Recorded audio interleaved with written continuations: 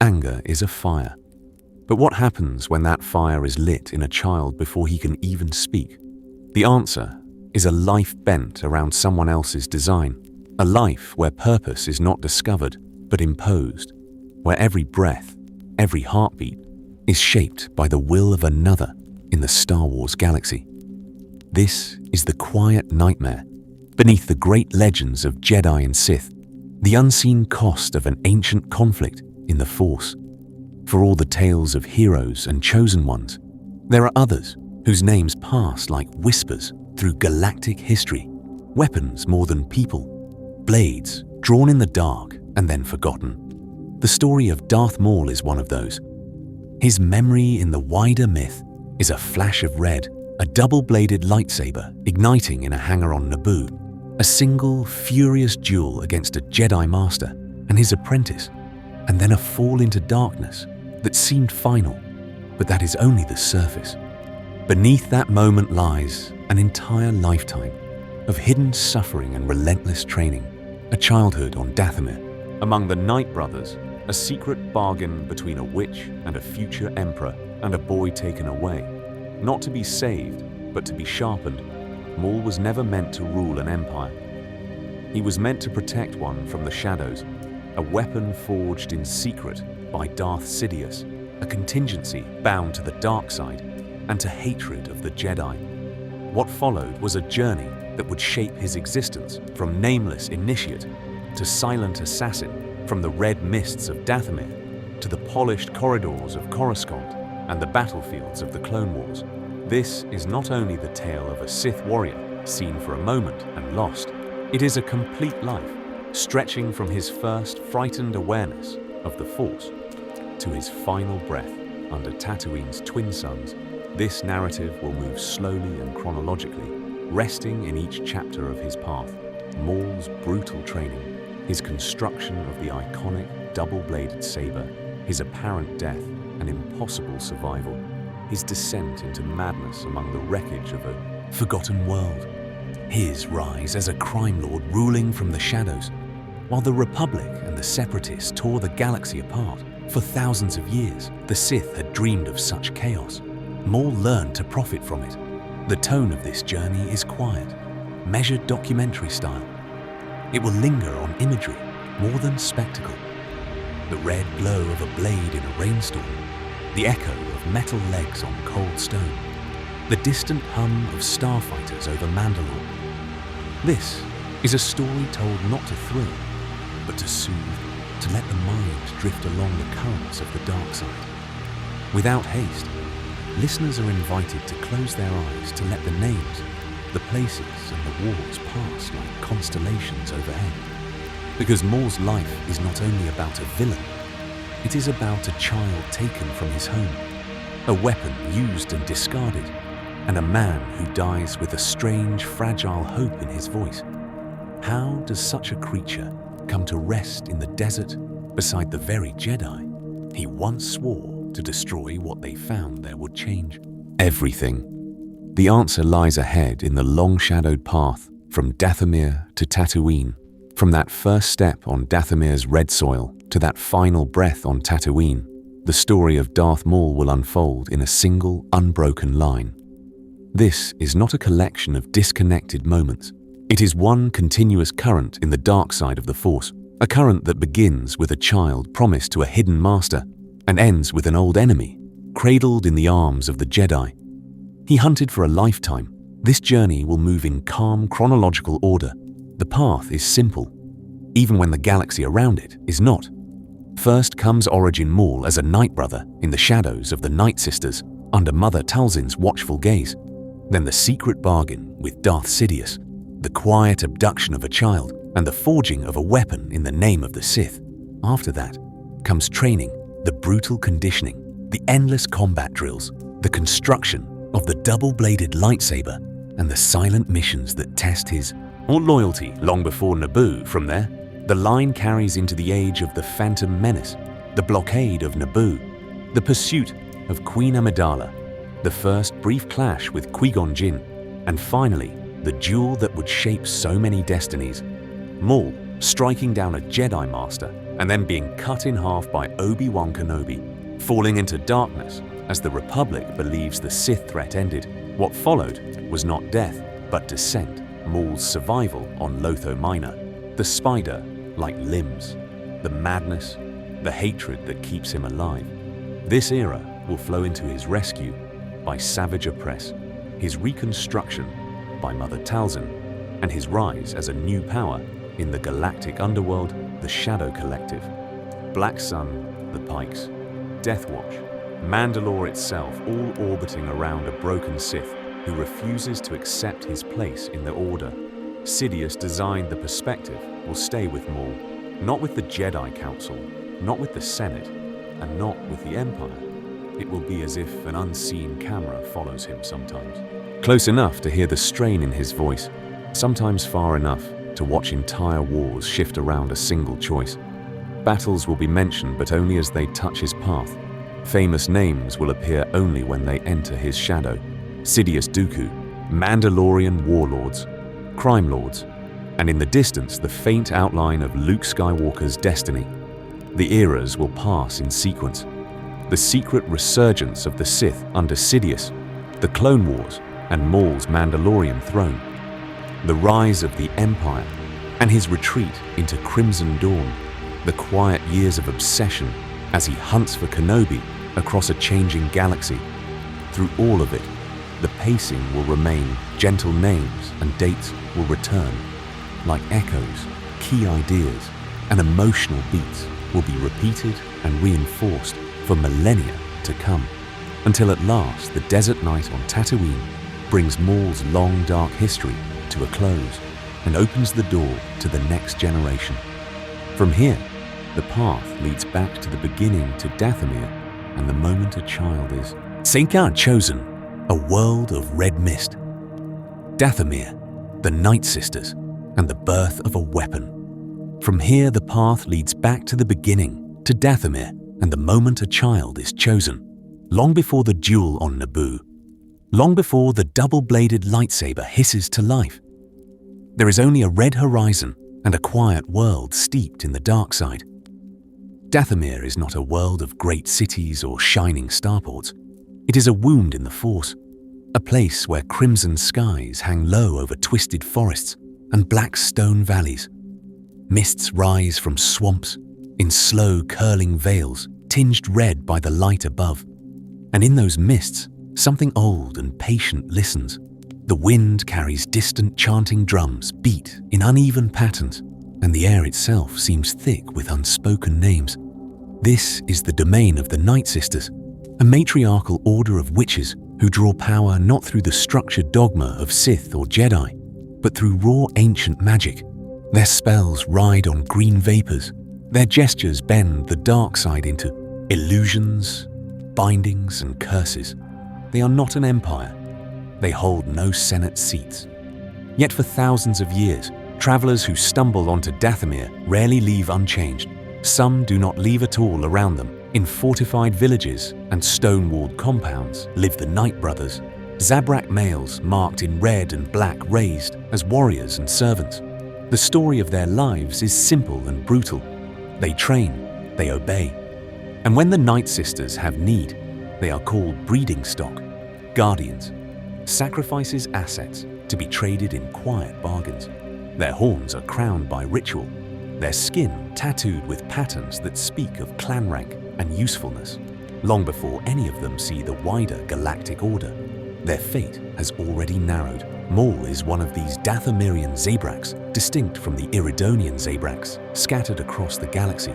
His people are shaped by isolation, by ritual, and by fear. The Night Sisters whisper prophecies over their infants. They test for strength, for anger, for the way the Force stirs when a child cries. Those who show potential are watched more closely.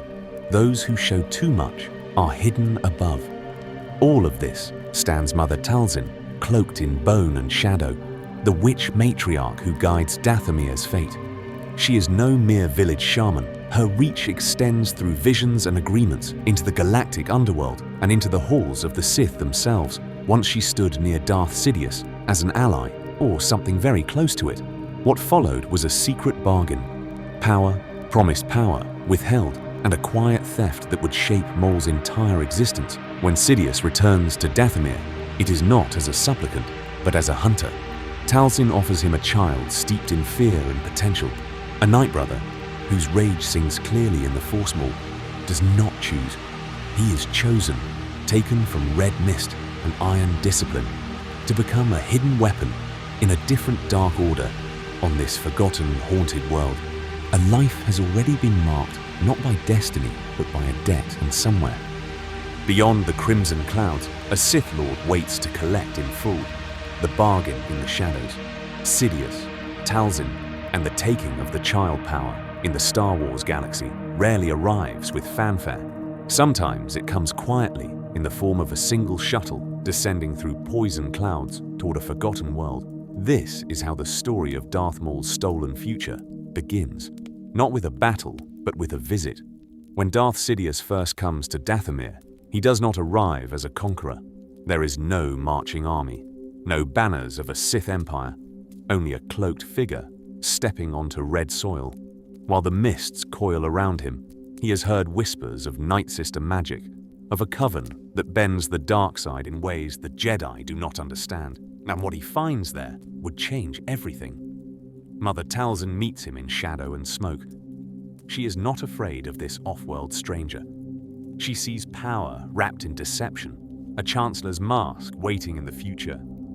Their conversations are never fully recorded, but the fragments that remain hint at something more than a transaction. Talzin believes she has been chosen as his ally, perhaps even as his Sith partner. Together, they would shape galactic events from the dark, but Sidious serves only himself. What followed was not a partnership, but a quiet betrayal. The bargain between them shifts in unseen ways. The details are obscured, even to later historians, yet the outcome is clear. Talzin loses the future she thought was promised, and in its place, Sidious demands something else: payment in blood and potential among the Night Brothers. There is a child already marked by Dathomir's harsh discipline. Small horns just beginning to crown his head eyes, bright with fear and defiance. His anger is not wild. It is focused, shaped by years of survival. In a clan that values strength, the Force coils around him, sharp and violent. This is Maul. Sidious studies the boy and sees what Talzin has nurtured: a weapon waiting to be claimed, strong in the Force steeped in aggression, unprotected by Jedi doctrine. He is perfect, not for the formal rule of two, but for something more secret. The galaxy believes, the Sith extinct, the Jedi are complacent, the Republic drifts. This hidden child will be Sidious's dagger in the dark. So Maul is taken. Not adopted, not invited, taken. The Night Sisters watch from the cliffs, their chants silent now. Talzin lets him go, because the pact demands it, or because her own designs require patience. The records disagree, yet the result is the same. A shuttle rises through crimson clouds, carrying away a future that no one on Dathomir will ever see again. He leaves his world behind without understanding. No one explains the rule of two. No one tells him that his name will be broken and rebuilt, that his entire existence will be bent toward a single command: destroy the Jedi.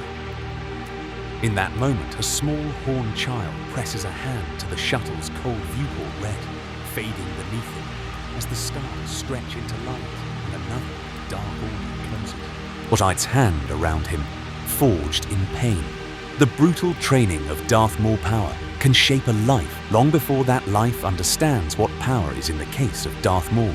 The shaping began in silence in cold metal spaces, far from the red skies of Dathomir. The shuttle that stole him away delivers him not to a home, but to a labyrinth of echoing chambers and durasteel corridor where sound carries and mercy does not. His new world is impersonal by design. Training halls lit by harsh white strips, a cell that is little more than a slab and a door remote. Worlds where the horizon is bare rock and frozen wind, and where failure does not mean starting over. It means injury or death. What followed was not an education, but a controlled breaking. Every surface is hard, every edge sharp, every lesson edged in the dark side of the Force. Sidious does not shout. He does not need to. His methods are patient hunger as a teacher, so the child is starved until focus comes faster than fear. Combat drills begin. Before wounds have closed, the same sequences repeated for hours, against remotes, against droids, against blades that are very real. Pain is not a side effect. It is the curriculum between these trials, come the words that would shape Maul's inner world. The Jedi took everything. The Jedi will take everything again. The Jedi are the enemy of all order. There is no comfort in these mantras, only direction. The message is simple and repeated until it becomes reflex. Maul is nothing but a tool, a hidden blade for a master who will one day tear down the Jedi and the Galactic Republic that shelters them inside the child. There is fear. At first, fear of the man in the dark robes, fear of the empty corridors, fear of the silence after a scream. But fear is not allowed to remain, as fear, each beating, each deprivation, each small success hardens it. The story of Maul's youth is the story of fear, calcifying into rage until there is no space left for questions. There is only obedience. Strike, faster, endure, longer. Hate the Jedi when Sidious judges him ready. Another ritual begins in a chamber filled with suspended components. Maul assembles his weapon. It is not a simple blade, but a double-bladed lightsaber, a staff of red plasma that demands aggression and precision. A single mistake in form can mean self-destruction. It is the perfect symbol of the mindset Sidious has cultivated power that is always on the edge of turning inward for thousands of years. Sith masters have remade their apprentices, but in Maul the process is taken to an extreme. By the time the galaxy first sees him walking through those hangar doors on Naboo, the person he might have been is already gone, buried beneath years of isolation, conditioning and hate. What steps forward in that moment is not a lost child from Dathomir. It is a finished weapon, and the war it brings will echo through Sith history for millennia to come. A phantom before the Menace, Maul's secret missions in the shadows, yet that finished weapon does not. Appear on Naboo fully formed out of nowhere, long before the hangar doors slide open. Maul has already been moving through the galaxy as a shadow that no one can name. He is the answer to a question the Republic never thinks to ask. What if the Sith have been quietly killing their problems for years before revealing themselves from the moment Sidious deems his apprentice ready? Maul is unleashed in ways the galactic record will never acknowledge. He is sent to remote trade routes where ambitious governors threaten to expose illegal blockades. He appears in the private chambers of corrupt senators who have begun to suspect that someone is orchestrating galactic events, and he walks through the strongholds of rival crime lords whose empires might interfere with Sidious's designs. What followed was a campaign of surgical violence that leaves almost no trace. His role in this era is not as a general or a warlord, but as an assassin, a living scalpel for the dark side when a Black Sun Vigo on Raltier refuses to bend to hidden pressure. Maul infiltrates the fortress alone, disabling security with quiet precision, then carving through guards in a blur of red light and motion when a Jedi investigator on the outer rim comes too close to a Sith artifact being smuggled to Coruscant Maulstalks, the starport shadows waiting for the moment. The Jedi stands alone. There is no monologue, no declaration of Sith return, only a sudden clash of blades and a body that never reaches the Council in these missions. Anonymity is the point. There is no public identity, no title, no place in any official order.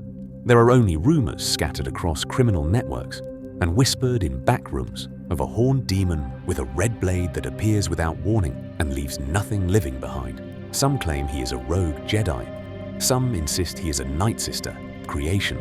Others decide he is only a story told to frighten smugglers into obedience, that uncertainty is its own weapon. Each operation reinforces the worldview Sidious has carved into him. The galaxy is prey. The strong carve their will into the weak, and the Sith alone understand the true nature of power. The Jedi remain distant, faceless enemies, whose temples Maul studies from afar. through stolen holofeeds and intercepted reports. They are an abstract obstacle, an order to be destroyed, not yet a living opponent who can look him in the eye. In this quiet prelude, Sidious is testing more than Maul's lethal skill. He is measuring patience, obedience, the ability to kill and then disappear without ego or recognition. All of it is rehearsal. All of it would shape the moment when secrecy ends, somewhere in the background of these silent killings. Sidious is already planning Naboo, already calculating a crisis that will force the Jedi into the open, and when that day comes, the hidden weapon will finally be pointed at the light. The first open strike of a Sith war that the galaxy does not yet know has begun. Naboo in the crosshairs, setting the stage for the Phantom Menace. That hidden war moves from theory to practice on a quiet blue-green world at the edge of galactic politics. Naboo is not a fortress world, not a major trade crossroads, not a traditional seat of power. It is beautiful, refined, almost fragile. Its cities are half submerged in water. Its palaces gleam beneath open skies. Its people trust in the Republic and in an order that has not yet realized how compromised it has become. In that apparent insignificance lies its value. To Darth Sidious, power corrupts. But in the Republic of this era, corruption hides behind procedure, behind committees and trade routes and shipping permits. Sidious engineers a dispute over taxation in the Outer Rim, nudging the Trade Federation into a confrontation they believe is about profit. What followed was not a simple embargo, but a calculated test of how far fear and bureaucracy can be pushed before the Jedi are forced to act. The blockade of Naboo begins with ringed battleships encircling the planet. Silent and imposing droid control signals lace. The atmosphere trade ceases. Communications are monitored. The Viceroy of the Federation thinks he is asserting leverage in a commercial conflict. In truth, he is a pawn, rehearsing tyranny. The story of this crisis would shape the career of Senator Palpatine, who presents himself as a concerned representative, horrified by the suffering of his homeworld. Sidious needs outrage in the Senate. He needs a queen driven to desperation. He needs a vote of no confidence that will lift his public persona toward the Supreme Chancellorship. But he also understands the other side of the board, the Jedi. When the Council dispatches Qui-Gon Jinn and his apprentice Obi-Wan Kenobi as negotiators, Sidious quietly adjusts the plan. This is why Maul exists, not as a frontline general commanding droid armies, but as a contingency, a blade in reserve unsheathed only if the Guardians of the Light interfere more than intended. For years Maul has moved through shadows, eliminating crime lords and informants, never acknowledged, never seen. Now the command changes. Sidious informs him that true Jedi are coming, that the ancient enemy of the Sith still walks the halls of Coruscant, and has chosen to defend this peaceful world. The hatred that has been cultivated in Maul since Dathomir tightens into focus. Every scar, every drill, every meditation on the dark side points toward this moment. Naboo remains unaware. Its lakes still shimmer. Its plazas still echo with quiet conversations. While in the cold of space, a red and black phantom waits, coiled aboard a sleek infiltrator, his double-bladed weapon dormant, his presence invisible to the order he is about to confront. The contrast is stark. A luminous world below, a singular dark intent above. For thousands of years, the Jedi have believed the Sith extinct. What they found there would change everything when Maul finally descends to the surface and the duel begins. It will define him in the minds of millions. But in the long arc of his life, that clash in the Theed power complex is only the midpoint of a much older wound and a far more tragic journey, one that will continue long after the blockade has ended and the Republic pretends that peace has been restored. First contact, tracking the Queen and sensing the Jedi, and while the politicians on Coruscant argued about trade routes and treaties, far from the shining towers of the galactic capital, a different kind of preparation was underway on the edge of the Outer Rim. A black, fang-like starship slid out of hyperspace above a dull, sand-colored world, Tatooine for Maul. This was not an assignment, it was a promise being kept. The Queen had escaped the blockade, slipped through the fingers of the Trade Federation, and vanished into the lawless desert. Sidious did not rage. He simply redirected the blade he had forged. Maul descended toward the wasteland with the calm of a hunting animal that has already tasted blood in its imagination. The planet below was harsh and empty, a place where the Republic's laws thinned and the Jedi presence was almost a myth, almost on the surface. Maul moved through the desert like a silent storm.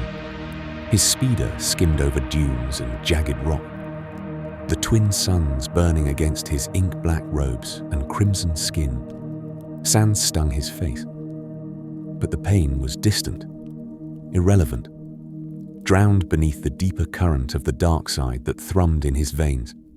He felt no impatience predators that survived did not rush. He cast his awareness out through the Force, a dark net spread wide over the settlements and canyons, searching for a single thread of significance in a world of scavengers and slaves for most of his life. The Jedi had been an article of faith and hatred, ghosts described by his master, targets painted in his mind. Then, without warning, the desert changed at the edge of his perception. Two presences flared into being, bright against the dull static of ordinary life. Calm, disciplined, radiant in a way that made his teeth clench. Jedi. The shock of it was almost physical. For years he had trained against droids, against illusions, against the memory of an enemy he had never met. Now, the enemy was real. The story of his childhood nightmares and his master's whispered promises stood somewhere ahead of him, walking under the same suns. What followed was a tightening of focus so sharp it was nearly pain. He did not roar across the sands. In blind fury, he angled his speeder with precision, letting the Force pull him toward the Queen's ship, toward the point where those luminous signatures intersected with his own dark trajectory. When he finally struck, it was sudden and violent. He leapt from his speeder in a whirl of black and red, the double-bladed lightsaber igniting with that now iconic snarl, a bar of crimson fire at each end. Qui-Gon Jinn met him in the dust and wind, green blade flashing up. Just in time, the duel on Tatooine was brief, but in Maul's mind, it unfolded in perfect clarity. This was no training remote, no projected target. This was a living Jedi Master, powerful, experienced, yet forced immediately onto the defensive. Maul pressed him with a storm of strikes, each one a distilled lesson from Sidious. Every movement a rejection of the old order the Jedi claimed to uphold. He felt the older man yield ground, step by step, driven back toward the waiting ramp of the Naboo ship. There was exhilaration in it, but not joy. Only confirmation the Jedi were real. They could be found, they could be forced to retreat. And in that clash of blades, Maul learned something that would shape the rest of his existence. He could match them. He could break them before he could finish the kill. The Queen's ship surged upward, engines screaming. Qui-Gon wrenched away from the fight by duty and necessity. This act of mercy would reshape galactic history in ways neither combatant yet understood. Maul stood in the center, dust, saber still humming, watching the ship vanish into the sky. There was no cry of frustration, no outburst, only an inward, coiling resolve the next time. There would be no escape. He returned to his sleek, predatory starship in silence, cloak whipping in the hot wind wordless. He reported success in the only term that mattered to a Sith. Contact had been made. The hunt was no longer theoretical. As the Sith infiltrator rose from Tatooine's surface, Maul's thoughts were already far ahead, past the desert, past the Queen, fixed on the inevitable moment when those same Jedi would stand before him again, with nowhere left to run. The duel of the fates, Maul, the Jedi, and the shattering of a future. When the trap finally closed, it did so in silence far below the marble plazas of Theed. The power generator complex stretched out, like the exposed skeleton of the city, a maze of echoing chambers, narrow catwalks, and bottomless shafts. Energy beams pulsed in measured intervals, rising and falling in walls of red light, a mechanical heartbeat beneath the capital. This was not a battlefield of armies, it was a crucible built for three. Queen Amidala ran ahead with her guards, but for the Jedi and the Sith, the true conflict dropped straight down into that industrial abyss. The story of this duel would shape everything that followed: the fate of a boy on Tatooine, the destiny of the Republic, the quiet future of an old hermit in another desert Maul, waited at the threshold, a black silhouette against polished white stone. When the blast doors parted, he stepped forward with predatory calm horns catching the cold light. He said, nothing. He needed nothing. The challenge was in his presence alone then, with a snap hiss and a second that answered it. His weapon came alive. A crimson blade to one side, a pause, a rotation, then the second blade flared out, the double-ended saber that had been forged for this moment. What followed was motion, like a storm. Qui-Gon Jinn and Obi-Wan Kenobi advanced together, green and blue. Weaving in disciplined arcs, Maul met them with a style that was all offense, a cyclone of kicks, spins and precise cuts, every strike honed by a lifetime of Sith conditioning. He drove them back along catwalks barely wider than a step, letting the vertigo and the roar of the generators feed his advantage for Maul. This was vindication. The Jedi were no longer distant phantoms from Sidious's teachings. They were real opponents. Finally within reach, every parry was proof that his pain had meaning. Every near miss, a confirmation that the dark side granted him power. The Jedi, by contrast, felt something colder. This was not a fallen knight or a rogue warlord. This was the first undeniable proof that the Sith had returned from the shadows of history. The duel spilled through chambers and over chasms until the energy doors intervened in sequence. Red fields snapped shut, separating hunter and prey. Maul paced like a caged animal. Qui-Gon knelt, closed his eyes and reached. For the living force, Obi-Wan stood alone behind another barrier, forced to watch, unable to act. When the last field dropped, Maul struck first. He overwhelmed Qui-Gon with brutal efficiency, driving the older Jedi off balance. A sudden, reversed blow, a flash of red and green, and the humming chamber fell strangely quiet. Qui-Gon collapsed Maul's blade, withdrawing as calmly as it had entered. Obi-Wan's scream broke that silence. His assault came in a surge of grief and fury, blue light battering at Maul's guard, blow after blow, driving the Sith backward. For a moment, Maul yielded ground, surprised by the ferocity. Then the tide turned, a misstep, a kick. Obi-Wan fell from the catwalk, clinging to a metal nub above the reactor shaft, his saber lost to the depths.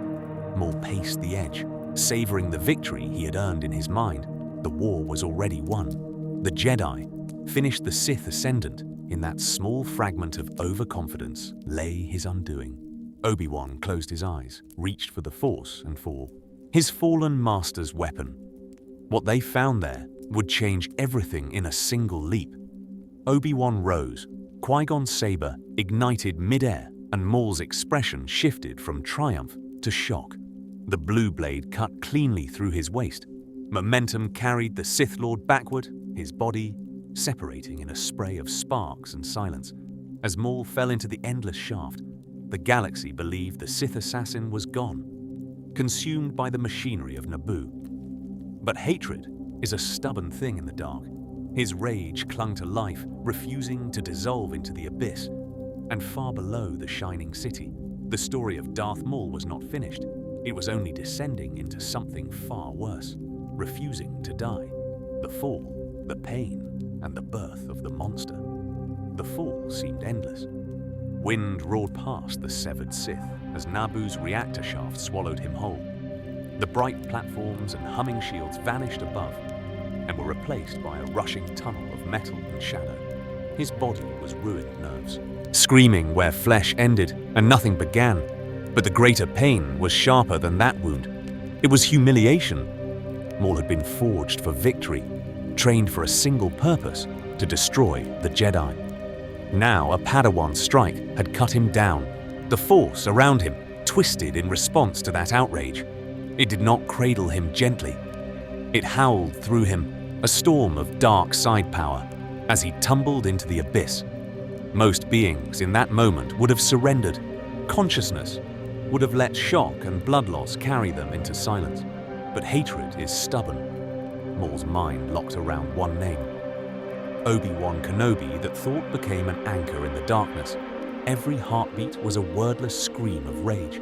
Every breath, a refusal to let the story of Darth Maul end in a reactor pit. What followed was not a miracle of technology. It was a triumph of will. The Force could not knit his body back together. Yet the dark side could feed on his fury, sustaining organs that should have failed, slowing blood that should have spilled away. He struck machinery. He burned. He was dragged down through conduits and waste chutes until Naboo's ordered beauty was a memory, and only refuse remained when he finally came to rest. It was not on Naboo at all. Scavenger droids and automated systems had carried the broken Sith as cargo as trash. Across the stars he awakened on Lotho Minor, a forgotten junk world where the galaxy's cast-offs gathered in mountains of twisted metal and toxic sludge. Lotho Minor was a graveyard of failed designs and abandoned war machines. Clouds of poison rolled over canyons of shattered hulls. The air tasted of rust and ash. Here Maul crawled from the wreckage, half a man, his lower body gone, his vision clouded by pain and starvation. Yet still he clung to life among the debris. He found fragments of droid-shattered walker limbs, severed manipulators in that labyrinth of scrap. The dark side whispered, and desperation answered. Maul dragged metal to himself, bent it with trembling hands and raw Sekar telekinesis and built a new body, a monstrous frame of jagged spider-like legs that clattered and scraped across the junk fields. This act of mercy would reshape galactic history, but it did not come from compassion.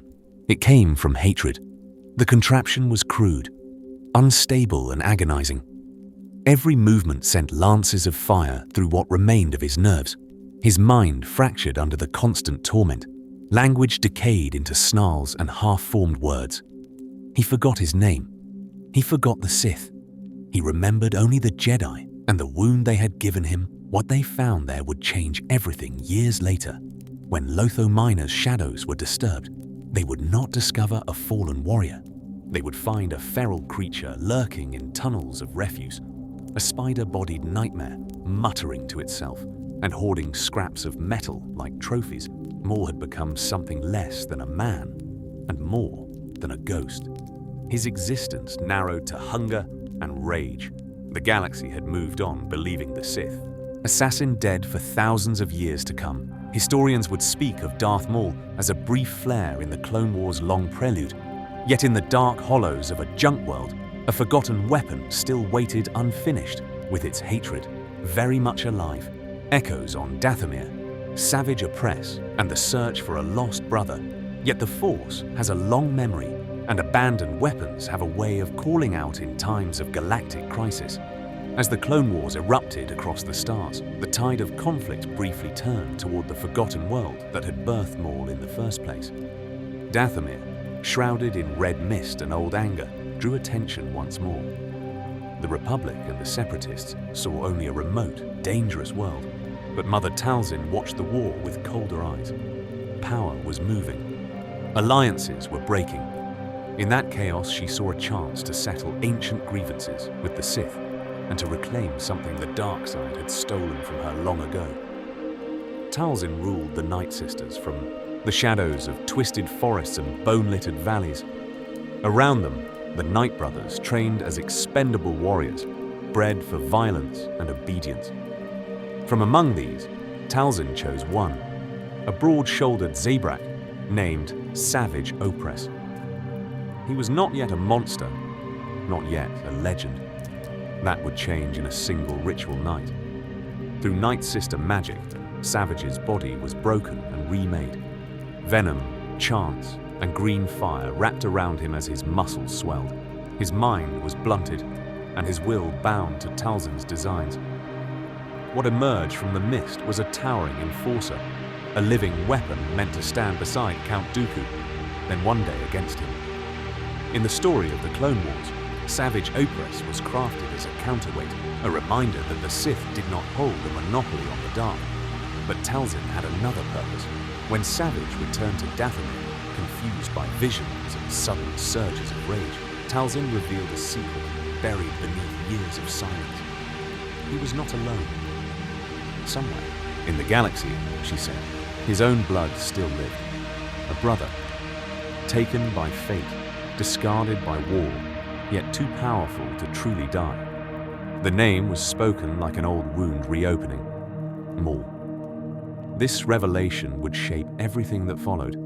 Savage, driven now by more than imposed loyalty, followed faint clues and twisted rumors into the outer rim. Whispers of a horned demon surviving on refuse. Fragments of dark side impressions clinging to forgotten hyperspace lanes. Guided by Talzin's magic and the raw pull of the Force, he reached a graveyard world on the edge of nowhere, Lotho Minor. There, amid oceans of rusted metal and toxic steam, Savage descended into the mechanical underbelly. What he found there would change everything. In a nest of scrap and bone, a spider-limbed creature scuttled and screamed, half machine, half wraith. Its mind shattered by years of isolation and hate. Yellow eyes glared from the darkness. Familiar eyes. As the creature raved and attacked, Savage hesitated, sensing kinship beneath the madness. In that moment, the first fragile thread of Maul's old identity stirred, drawn back from oblivion by the presence of his brother and the relentless will of Dathomir.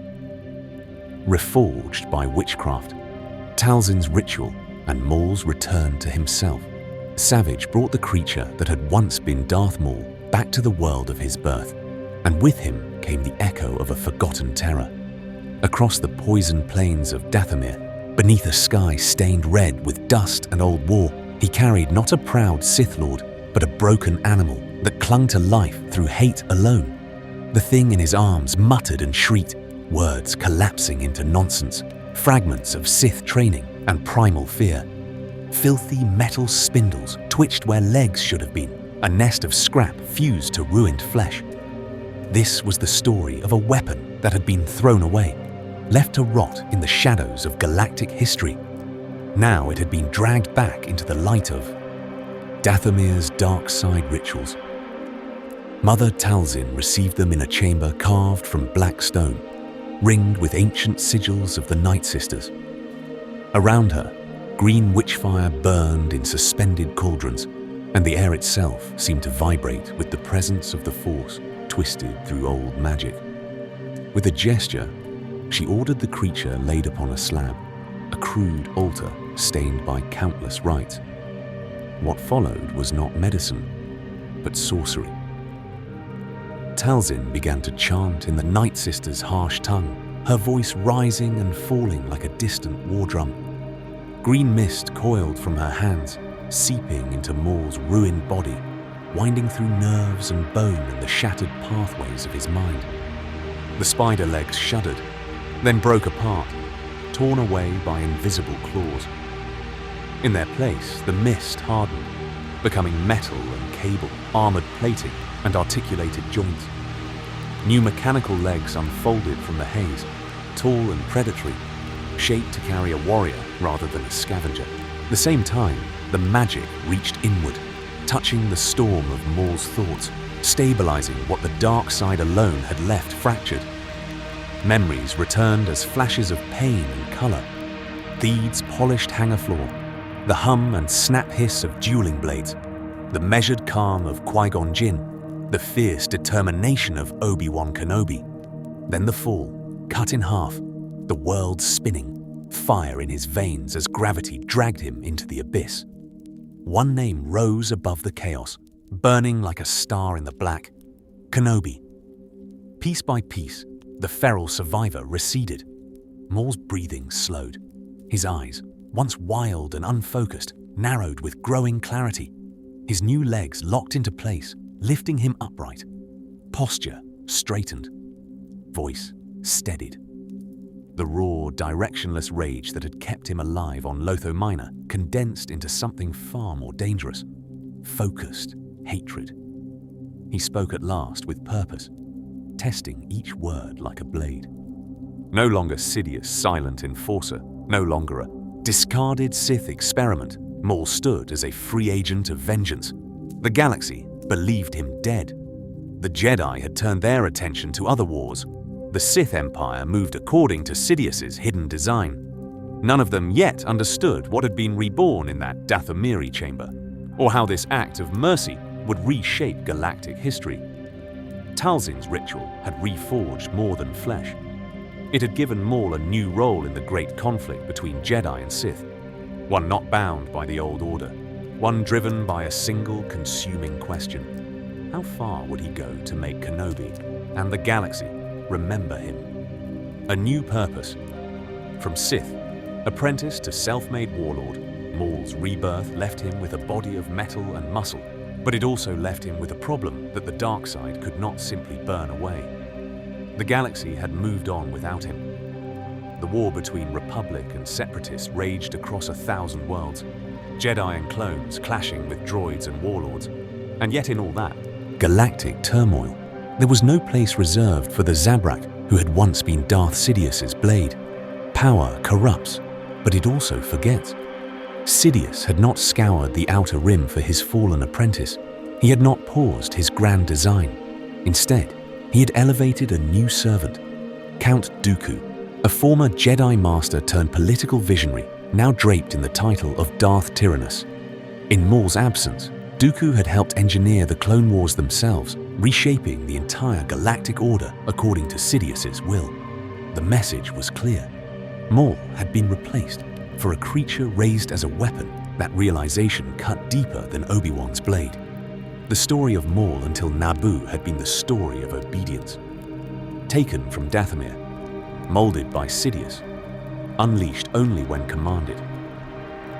Now, standing in the shadow of a war he had not been allowed to shape, he faced a choice that no Sith master had prepared him for. He could throw himself at Kenobi and the Jedi, seeking a glorious death. That proved nothing. Or he could refuse to die on anyone else's terms. What followed was a quiet, poisonous decision. Maul would not crawl back to Sidious as a failed apprentice begging for purpose. He would not accept the role of discarded scrap in Sith history. Instead, he would carve his own path through the chaos of the Clone Wars. Revenge against Kenobi remained the burning core. But around that ember grew something colder and more strategic, a hunger to prove that he could wield power without a master. To do that, he needed an ally. Savage Opress, the Night Brother who had dragged him from Lotho Minor, became more than a rescuer. Talzin had bound them with blood and witchcraft, not quite brothers in any tender sense, but paired weapons from the same forge. Savage's brute strength and Maul's sharpened cunning created a new kind of threat, one not listed on any Jedi archive and not accounted for in any Republic strategy. Maul began to watch the war with the Predators, amid patience. He saw planets changing hands, supply lines fraying, neutral systems caught between Republic law and Separatist intimidation. In that confusion, he recognized an old Sith truth. In chaos, there is opportunity for someone ruthless and invisible. While Jedi and Sith Lords focused on fleets and senates, Maul turned his gaze downward, into the underworld that had always thrived beneath grand ideals. Crime syndicates, smugglers, mercenary armies, disillusioned soldiers in forgotten sectors. These would shape the next phase of his existence. If the Empire was being born in the halls of Coruscant, Maul would raise his own shadow empire in the alleys of the Outer Rim. He set his sights on the neutral systems, on Mandalorian factions and criminal cartels, planning a network of power that would force the galaxy to speak his name again. The Clone Wars had given Sidious a mask of legitimacy. Maul intended to use the same war as camouflage, while Jedi hunted Separatist generals and Dooku played the role of public enemy. Another Dark Order was quietly assembling in the margins, preparing to step into the light when the moment was right. Hunting the past. Maul's first revenge strikes against the Jedi War is loud, but Maul chose a quieter kind of terror. He moved in the shadows of the Clone Wars, using the galactic conflict as a smokescreen for something far more personal. The story of his return to open violence was not about conquest or ideology. It was about a single name. Obi-Wan Kenobi, with Savage Opress at his side, Maul began to move from world to world, They did not bother with declarations or demands. What followed was a trail of shattered settlements and burned outports. Places like Raydonia, where entire villages were slaughtered, not to claim territory, but to leave a message, written in fear. The pattern was deliberate strike, fast leave survivors who had seen a horned Zabrak with a double-bladed red lightsaber and let rumors carry the rest. Maul understood. The Jedi Order. He knew their reflex to protect civilians, so his tactic was simple and cruel attack. Soft targets, then wait for the response he chose. Remote colonies, trade routes, medical convoys anywhere. The Jedi would feel obligated to intervene. When the Jedi arrived, they found fields of the dead and carefully arranged symbols of the dark side. A calling card designed to unsettle even veteran knights. And always the same whispered description: a Sith warrior they had thought destroyed the first teams sent to investigate, met something they were not prepared for. Maul no longer fought like the silent assassin of Naboo. His hatred had fermented into a colder, more theatrical cruelty. He toyed with opponents, drove them apart, broke their guard with feints and taunts, while Savage provided brute strength, a towering hammer to Maul's scalpel. Together they overwhelmed strike teams that would once have been more than a match for a single Sith Lord. Reports filtered back to Coruscant and the Jedi. Council grew alarmed. A Sith presence independent of Dooku suggested a deeper fracture in the war than anyone had imagined. More troubling were the eyewitness accounts. The horns, the tattoos, the weapon. It matched the records of Darth Maul, who by all logic should have been dead for years. That detail disturbed the Council, but for Maul it was not enough. Every victory felt hollow if Kenobi was not there. Each time another Jedi fell, Maul listened for that familiar voice in the Force and heard only silence when scouts mentioned that Obi-Wan might be operating in a nearby sector. His focus sharpened. Entire operations were redirected just on the chance of crossing paths. The campaign was less a strategy and more an obsession, a moving wound dragging across the outer rim. For thousands of years, Sith had waged war on the Jedi as an order. Maul reduced that ancient conflict to a single personal vendetta. Yet in doing so, he would shape the wider war in subtle ways. His atrocities forced the Council to divert resources. His legend spread among frightened refugees, and eventually his message reached its intended audience. The quiet murmur of the Force around Obi-Wan Kenobi began to change, and what they found there would change everything, as Hunter and Hunted finally moved toward a series of encounters that would define them both. Brothers in blood, triumphs, failures, and the cost of vengeance. The Force answered that slow convergence with violence. When Maul and Savage finally moved in concert, the galaxy saw what true dark side aggression looked like. They did not advance like traditional Sith Lords or patient Jedi Guardians. They crashed into battle like a living storm in cramped corridors and open hangars. The brothers fought as a single weapon. Maul's blade moved first precise and probing cutting angles that forced Jedi to defend high and wide. Savage followed an instant later with crushing power, driving those same defenders back with sweeping strikes. What followed was a style of combat. The Order was not prepared for one brother, fencing with almost duelist elegance, the other hammering through defenses with raw strength on Florum. In a clash with Obi-Wan Kenobi and the fallen Jedi, Adi Gallia, that pattern became clear. Maul engaged Kenobi, directly forcing the familiar rival into tight footwork and measured counters. Savage crashed into Gallia with brutal efficiency.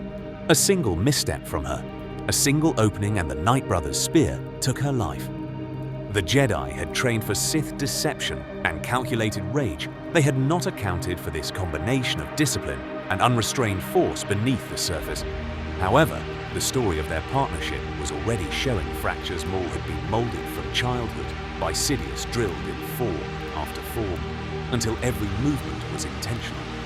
Savage had been remade in a single night by Night Sister alchemy, transformed into a weapon without the years of refinement. His strength was vast, his instincts deadly, but his guard was sloppy, his footwork heavy. Maul corrected him in combat with curt commands and sharp glances, using his brother less as an equal and more as a moving piece on a larger board. That difference became dangerous whenever Kenobi entered the equation. Maul's calm calculation thinned into obsession. He diverted plans, abandoned safer targets, and chased rumors of the Jedi Master across sectors on Raydonia. He orchestrated a massacre simply to draw Kenobi out when the trap was sprung. Maul focused so completely on inflicting psychological pain that Savage was left to hold off multiple attackers alone. The message was clear. Maul wanted vengeance more than victory, and he was willing to spend Savage's life to get it. Their campaigns brought triumphs, but also hard lessons, near misses against coordinated Jedi. Strike teams left Maul wounded more than once. Savage lost an arm to Darth Sidious's agents long before he lost his life, and each encounter revealed an uncomfortable truth the Jedi Order was not a single enemy. It was an institution with councils, generals, and knights spread across a galactic war. Even with crime syndicates and Mandalorian allies, the brothers could bloody the Order, but not break it. Still, their bond was real-forged in shared blood and shared abandonment. That connection gave Maul resilience. It also gave him something Sidious could threaten for millennia to come. Sith masters had understood that attachment was a weakness. When Sidious finally stepped out of the shadows to confront his former apprentice, he would exploit that weakness without hesitation, and the price of Maul's vengeance would come due in full. The Shadow Collective, building an empire from the underworld, Maul had tasted personal vengeance, but the galaxy did not change. His enemies still ruled the Republic. His former master still guided the war from the shadows. In the quiet that followed his first rampages, Maul reached a cold realization. Terror alone was not enough.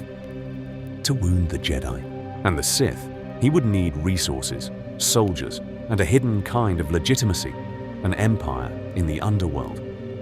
The Clone Wars had torn galactic order apart. Trade routes burned, planetary militias rose and fell, and in the cracks between Republic and Separatist lines, crime syndicates flourished. Maul saw opportunity where others saw chaos.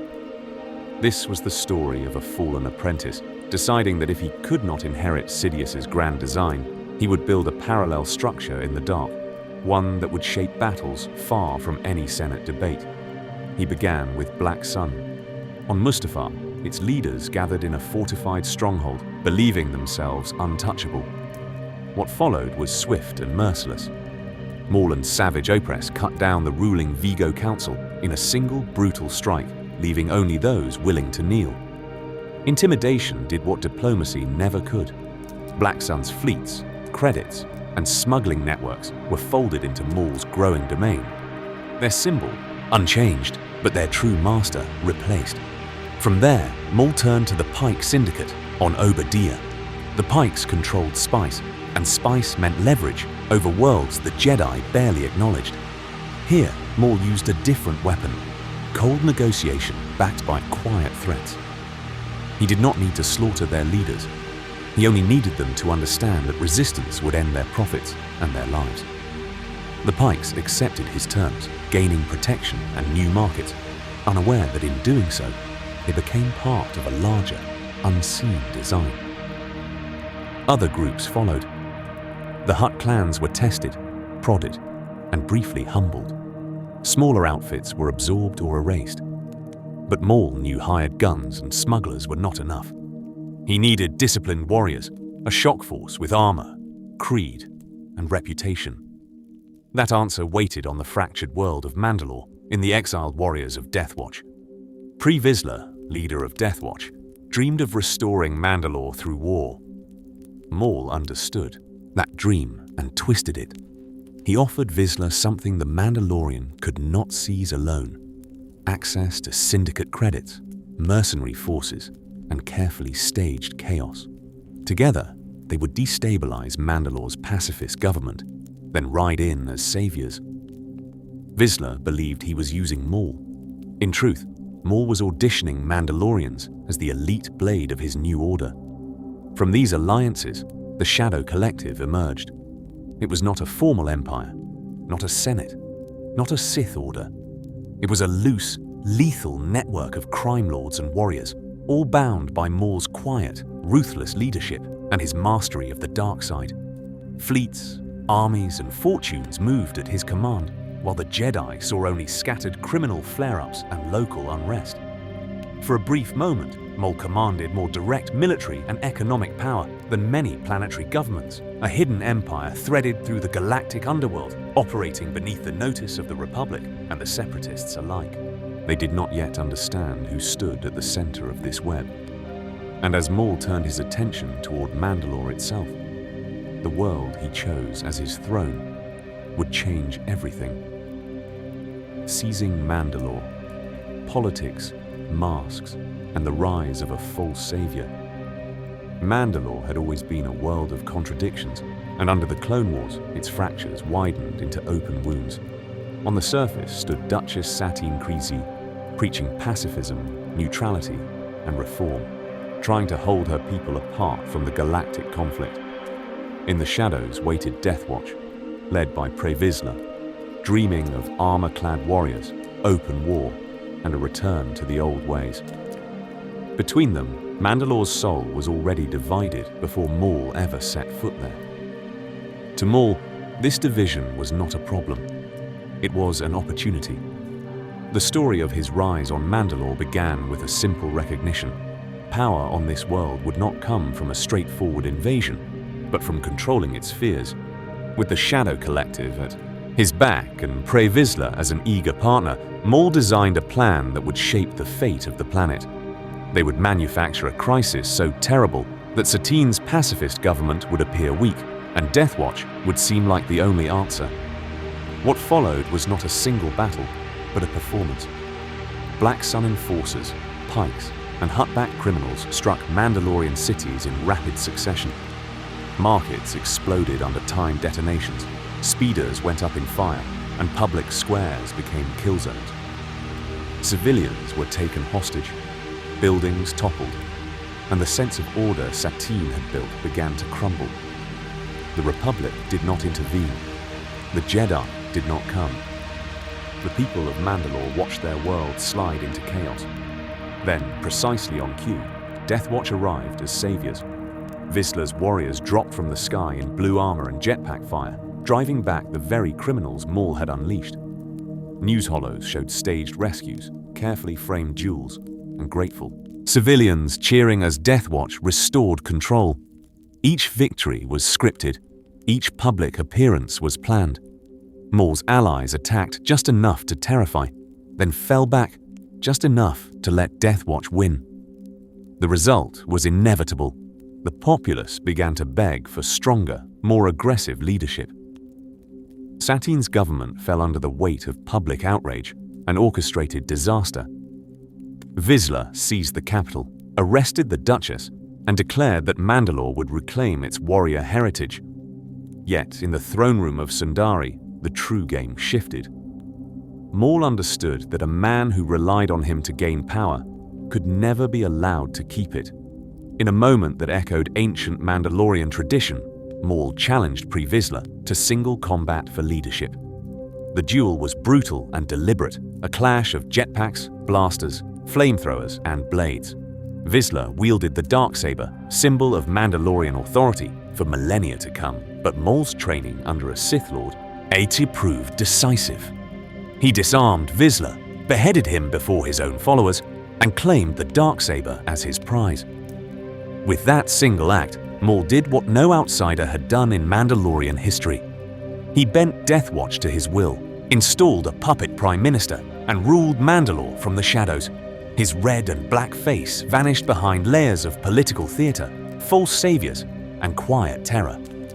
A former Sith apprentice now sat atop a warrior world, not as a public emperor, but as a hidden master of fear, and the galaxy had not yet realized what they found there would change everything. Chains of the Heart, Satine, Kenobi, and Maul's cruel lesson power in the Star Wars galaxy rarely announces itself openly.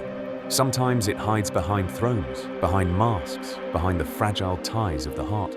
Maul understood this now, and on Mandalore he chose to weaponize compassion itself. With Death Watch broken and a puppet regime in place, Maul turned from conquest to something more personal. This was no longer only the story of a fallen Sith building a shadow empire. It became the story of a long-delayed reckoning between hunter and prey. Maul knew that Obi-Wan Kenobi would never ignore suffering. especially not the suffering of someone he loved. Duchess Satine Kryze had tried to steer Mandalore away from war and toward pacifist order. Maul saw in her a perfect instrument, not because of her politics, but because of what she meant to Kenobi. So he allowed rumors to spread of Mandalore's fall, of Satine's imprisonment, of a world once proud, now ruled by fear. It was a deliberate signal sent into the galactic chaos. Maul did not need to chase his enemy through the stars. He only needed to endanger one person. Kenobi came alone in a stolen freighter, slipping through Mandalorian space as a quiet intruder, drawn not by duty to the Republic, but by attachment. When he reached Sundari, the trap closed. Mandalorian commandos swarmed his ship. His lightsaber carved a brief circle of blue in the dark, then was overwhelmed.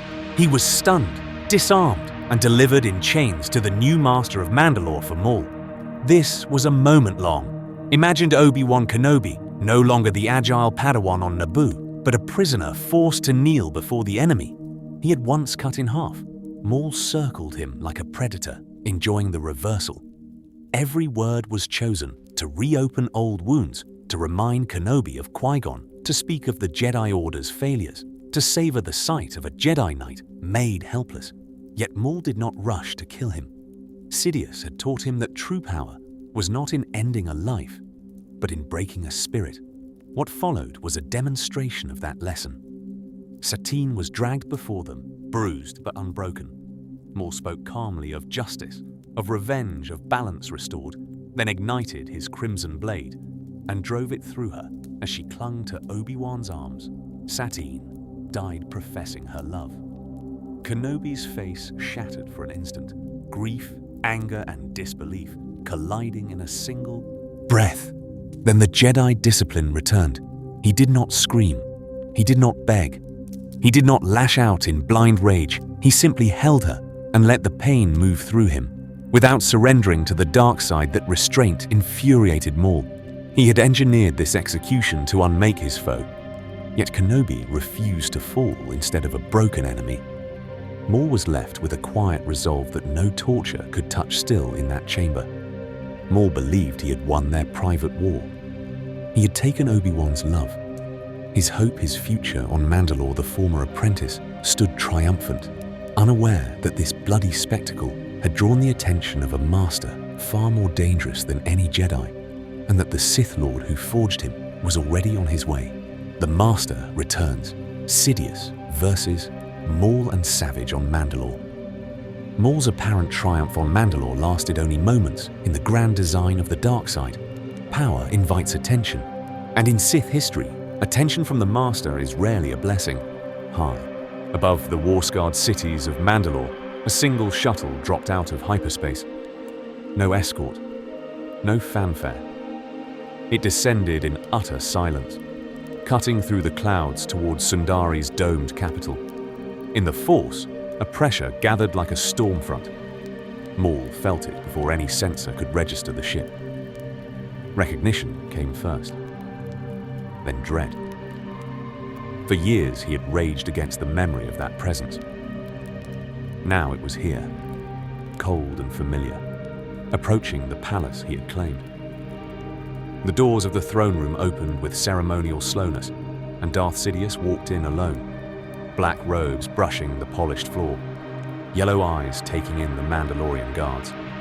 The throne, the trophies of Maul's new order. He smiled, but there was no warmth in it. Maul descended the steps, Savage at his side, trying to project the confidence of a warlord. He spoke of his shadow collective, of the armies and syndicates bent to his will, of how his power would shape the galactic conflict. Sidious listened with an almost indulgent amusement. Then, in a soft, mocking tone, he reminded Maul of a simple truth. There could be only two Sith, and Maul was no longer one of them. What followed was not a negotiation, but a sentence. Sidious ignited twin crimson blades, revealing that he too had mastered the double weapon Maul once believed unique. In an instant, the throne room became a cage of red light. Maul and Savage attacked together, horns low, blades crossing and uncrossing in a blur. Their strikes were heavy, fueled by rage and raw strength. Sidious moved like water around stone. The choreography of the duel was brutal and precise. Maul's spinning double blade met Sidious's twin sabers in showers of sparks, while Savage tried to crush the older Sith with sheer force. Yet every advance exposed a flaw. Every overextension was punished. Sidious laughed quietly as he drove them back, his mastery of the Force turning their own momentum against them, hurling them through glass and steel. The breaking point came swiftly. Sidious isolated Savage, twisted his massive form with invisible hands, and drove his blades into the Night Brother's chest. The light left Savage's eyes as he reached for Maul, confused and afraid. In that moment, Maul's composure cracked. The story of his rebirth, his crime empire, his revenge, all collapsed into a single realization. Against his former master, he was still the apprentice. Sidious did not stop. He overwhelmed Maul, disarmed him, and pinned him to the floor with crackling force lightning. Yet he did not deliver the final blow. Instead, he leaned close and promised that he had other plans, that Maul still had a role to play. This act of mercy would reshape galactic history, not as a kindness, but as a chain. Maul lived, but not as a Sith Lord. He lived as a tool reclaimed, dragged screaming back into a web of schemes he could not yet see. And far from Mandalore, other powers in the dark were already moving, ready to exploit that weakness. Broken again. Captivity, Talzin's gambit, and the limits of defiance. Sidious had spared Maul, but the mercy of a Sith Lord is a precise instrument, not a kindness. In the quiet that followed the duel on Mandalore, Maul discovered what it meant to survive as property, not as a partner in the dark.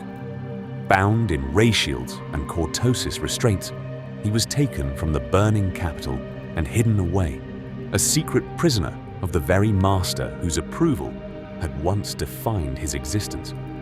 Sidious did not kill him because Maul was dangerous. He kept him alive because Maul was useful. Talzin still lived. The Night Sisters still lingered in the shadows of galactic conflict. And Maul, broken yet infamous, was the perfect lure. In that cell, Maul confronted a truth he had spent years denying. Power corrupts, but the power of the Sith flows from a hierarchy that cannot be escaped. He had raised armies, toppled a government, and bent Mandalore to his will. Yet against Sidious, he had been a child again, thrown aside with contempt. The death of Savage Opress haunted him. His brother had died screaming in his arms, not as a conqueror, but as another failed tool of the dark side. What followed was not rage, but a colder realization. Maul could not defeat Darth Sidious head-on, not through brute strength, not through a single decisive duel. The man who had forged him on Dathomir, who had plucked him from Mother Talzin's grasp, sat at the center of a web that spanned the entire Clone War. Maul, chained in the dark, was forced to see his own insignificance within that larger design. Yet Talzin had never truly released her claim. Through arcane magic and loyal agents from the Shadow Collective, she reached out. Death Watch remnants, Mandalorian loyalists, and underworld allies moved in secret. With green fire and whispered incantations, the Night Sister matriarch manifested herself through Maul once more, shattering his prison and spiriting him away. He escaped Sidious, but only by stepping back under another ancient power. From there, the conflict escalated into a shadow war. Talzin sought to wound Sidious indirectly, using Maul as her blade. On Ord Mantell, on Zanbar, and finally on Dathomir itself, Maul clashed with Count Dooku and General Grievous, the public faces of the Sith war machine. Dooku, another discarded apprentice in the making. Grievous, a cyborg general who killed Jedi by the dozen. Their battles were brutal, filled with shifting alliances and betrayals as Talzin tried to drain Dooku's life through her magic and strike at Sidious through his chosen pawn. For a moment, it seemed the old witch might succeed. green flame engulfed the battlefield. The Force itself twisted. Then Sidious arrived, and the illusion shattered. Talzin fell, her spirit scattered, her body destroyed under a storm of Sith lightning and separatist fire. Maul survived again. But survival had never felt so hollow. He had escaped one master, only to be used by another, then left standing amid ashes. Between Sidious and Talzin, he had been a weapon, a bargaining chip, a symbol in a much older war. He had armies, wealth, and fear at his command, yet no true order, no true freedom. The story of Darth Maul, from this point on, would shape the underworld of the Empire, but in his own mind he remained what he had always been, a servant trying and failing to break the chains that defined him. The siege approaches, Maul, Mandalore, and the edge of the Clone Wars end. On Mandalore, Maul finally held something that looked like control, yet the galaxy itself was slipping beyond anyone's grasp. Power corrupts, but in the last days of the Clone Wars, power was being rearranged on a scale even he could not see. He had carved out a dark throne on a war-torn world, and still felt the invisible hand of his former master closing around everything. After his defeat and humiliation at Sidious's hands, Maul retreated to the One's place where his influence remained real, Mandalore. Through loyalists in the Death Watch remnant, through enforcers from Black Sun and the Pikes, he reassembled fragments of the Shadow Collective. What followed was not a shining empire, but a patchwork dominion of fear, bribery, and quiet assassinations. In the alleys of Sundari, in hidden strongholds beneath the city, his name carried weight. To the Mandalorian elite, he was a necessary evil. To the underworld, he was a dark legend made flesh. Yet while armies marched across 1,000 worlds, Maul began to feel something else. The Force itself was changing. There were nights when he sat alone in the Mandalorian throne room, metal and stone cold beneath him, and simply listened. The familiar tide of the dark side felt different now, like a storm gathering beyond the horizon. He sensed a shadow larger than any single Sith, a convergence that even his hatred could not fully define. He remembered Sidious's cryptic words, the promise of a grand design that stretched from Naboo to Coruscant and beyond. Slowly, Maul started to assemble the pattern. The Clone Wars were not a random conflict driven by politics and pride. The war was a blade forged by Sidious, meant to cut through the Jedi Order in one decisive stroke. The Republic and the Separatists were masks. The real purpose was extermination and rebirth, the destruction of the Jedi, and the creation of a new Sith-dominated galactic order. On Mandalore, that abstract plan became terrifyingly concrete. Maul intercepted transmissions, heard whispers from his spies in the Senate and in the criminal underworld. Jedi were spread thin, generals in a war they had never wanted. The Republic's clone legions grew ever more efficient. The Separatist leadership seemed strangely expendable. Every piece of information confirmed his greatest fear. Sidious was about to win without Maul, and without needing him at all. Into this tightening noose came two figures who did not fit neatly into any side. Bo-Katan Kryze, former Death Watch, turned against Maul when his rule proved too brutal even for Mandalorian warriors. And with her came Ahsoka Tano, a former Jedi Padawan who had walked away from the Order after being betrayed by its own council. Their arrival on Mandalore turned Maul's fortress into a crossroads, both military and spiritual. This was not just another siege.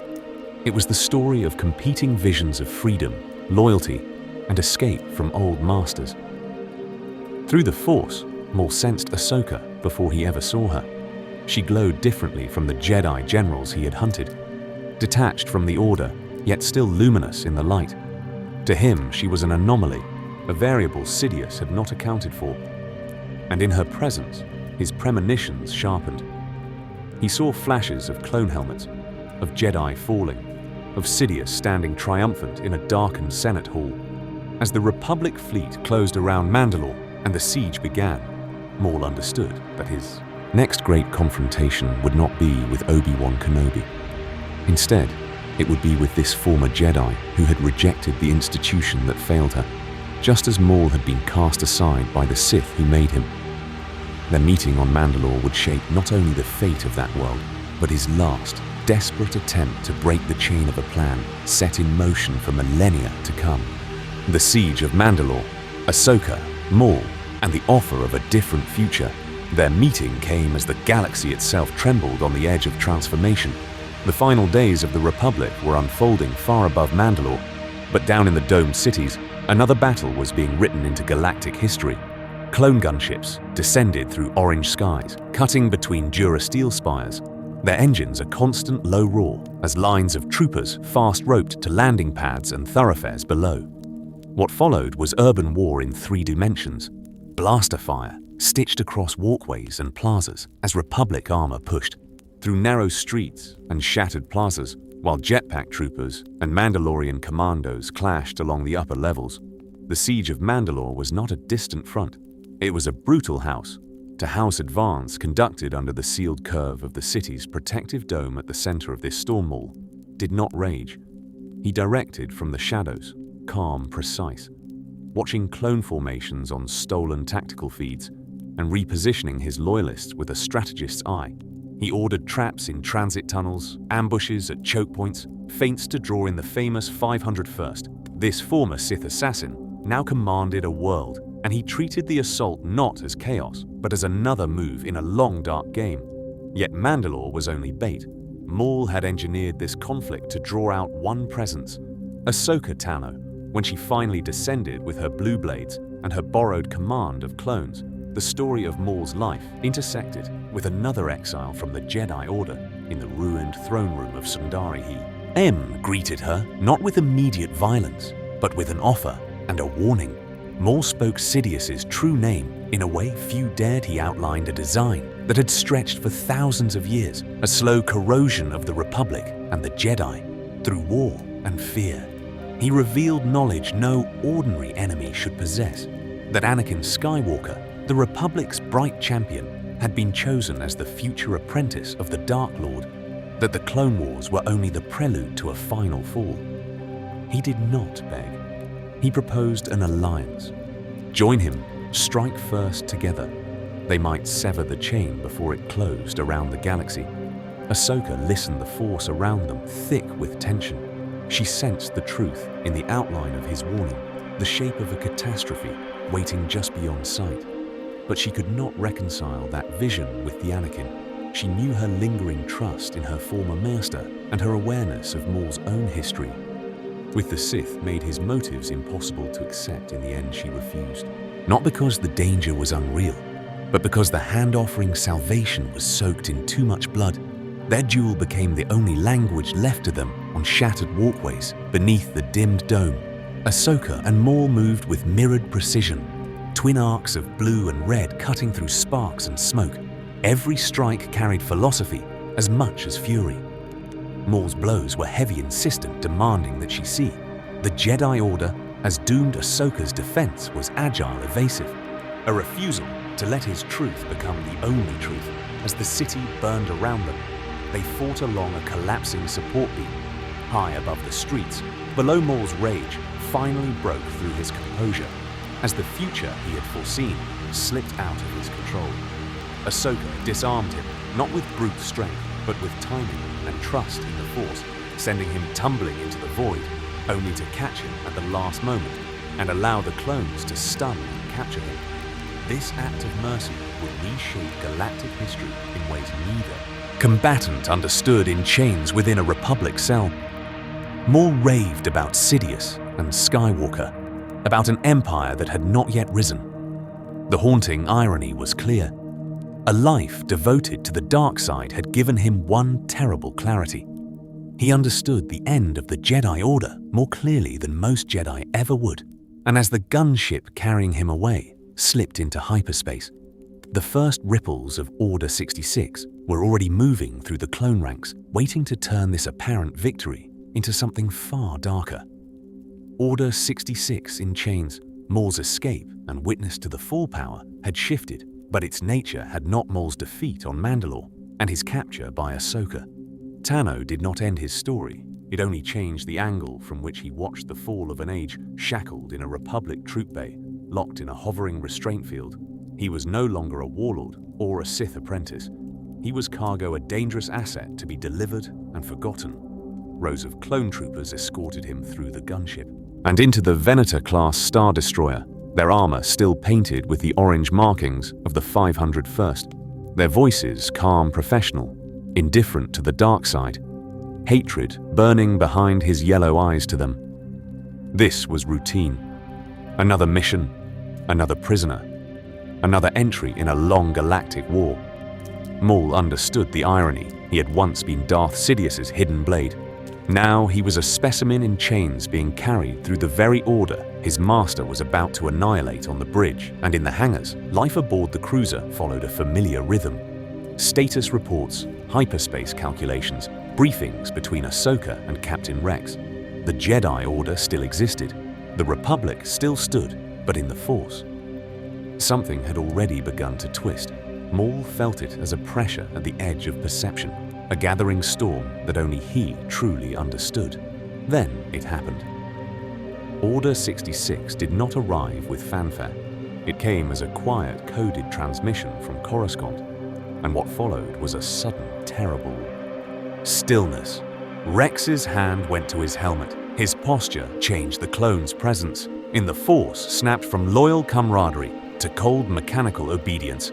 Blaster fire erupted in corridors that had been peaceful moments before Ahsoka was forced into immediate, desperate motion, deflecting bolts from soldiers who had fought at her side for years from within his hovering cage. Maul listened to the chaos. Alarms blared, doors sealed, troopers shouted target designations. There was no confusion in their voices, only programmed certainty. The Jedi were now enemies of the Republic. Maul did not need to see the holonet to know this was happening everywhere. Temples, battlefields, quiet outposts across the stars. The Jedi Order was being erased. Ahsoka realized she could not save Rex and stop an entire legion alone.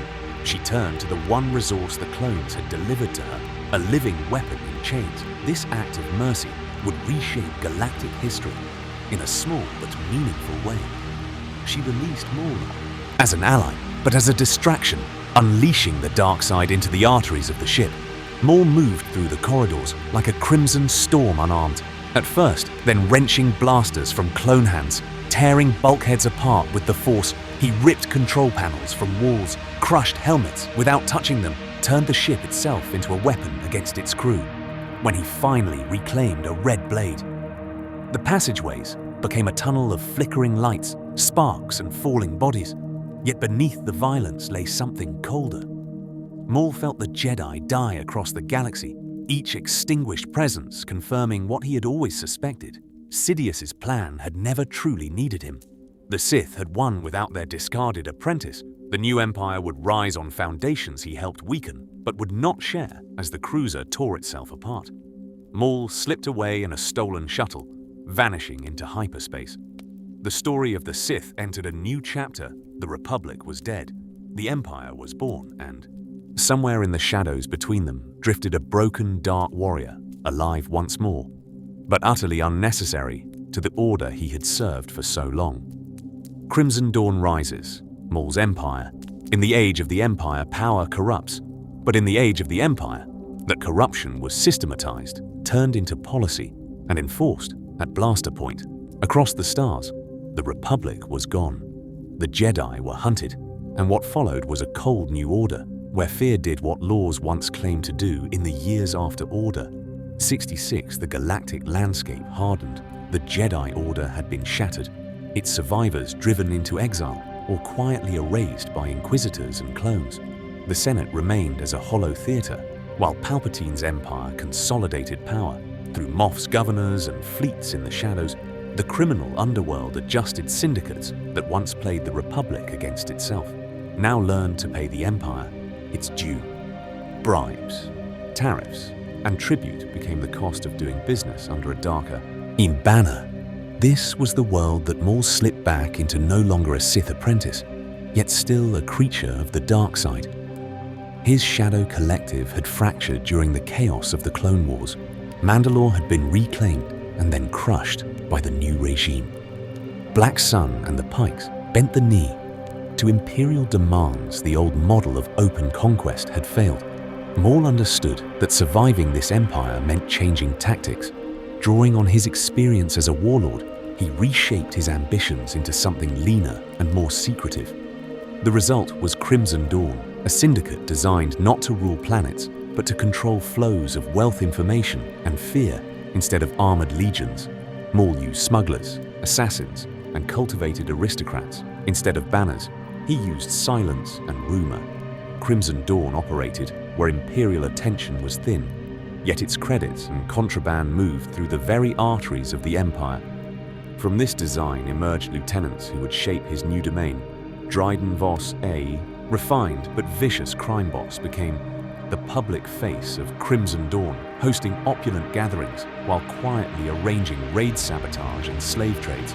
Kira, a survivor from the streets of Corellia, rose through betrayal and hard choices to become his most promising agent to them. Maul was rarely a physical presence. He appeared as a towering hologram, a cold red spectre seated on an iron throne on Dathomir or some hidden fortress.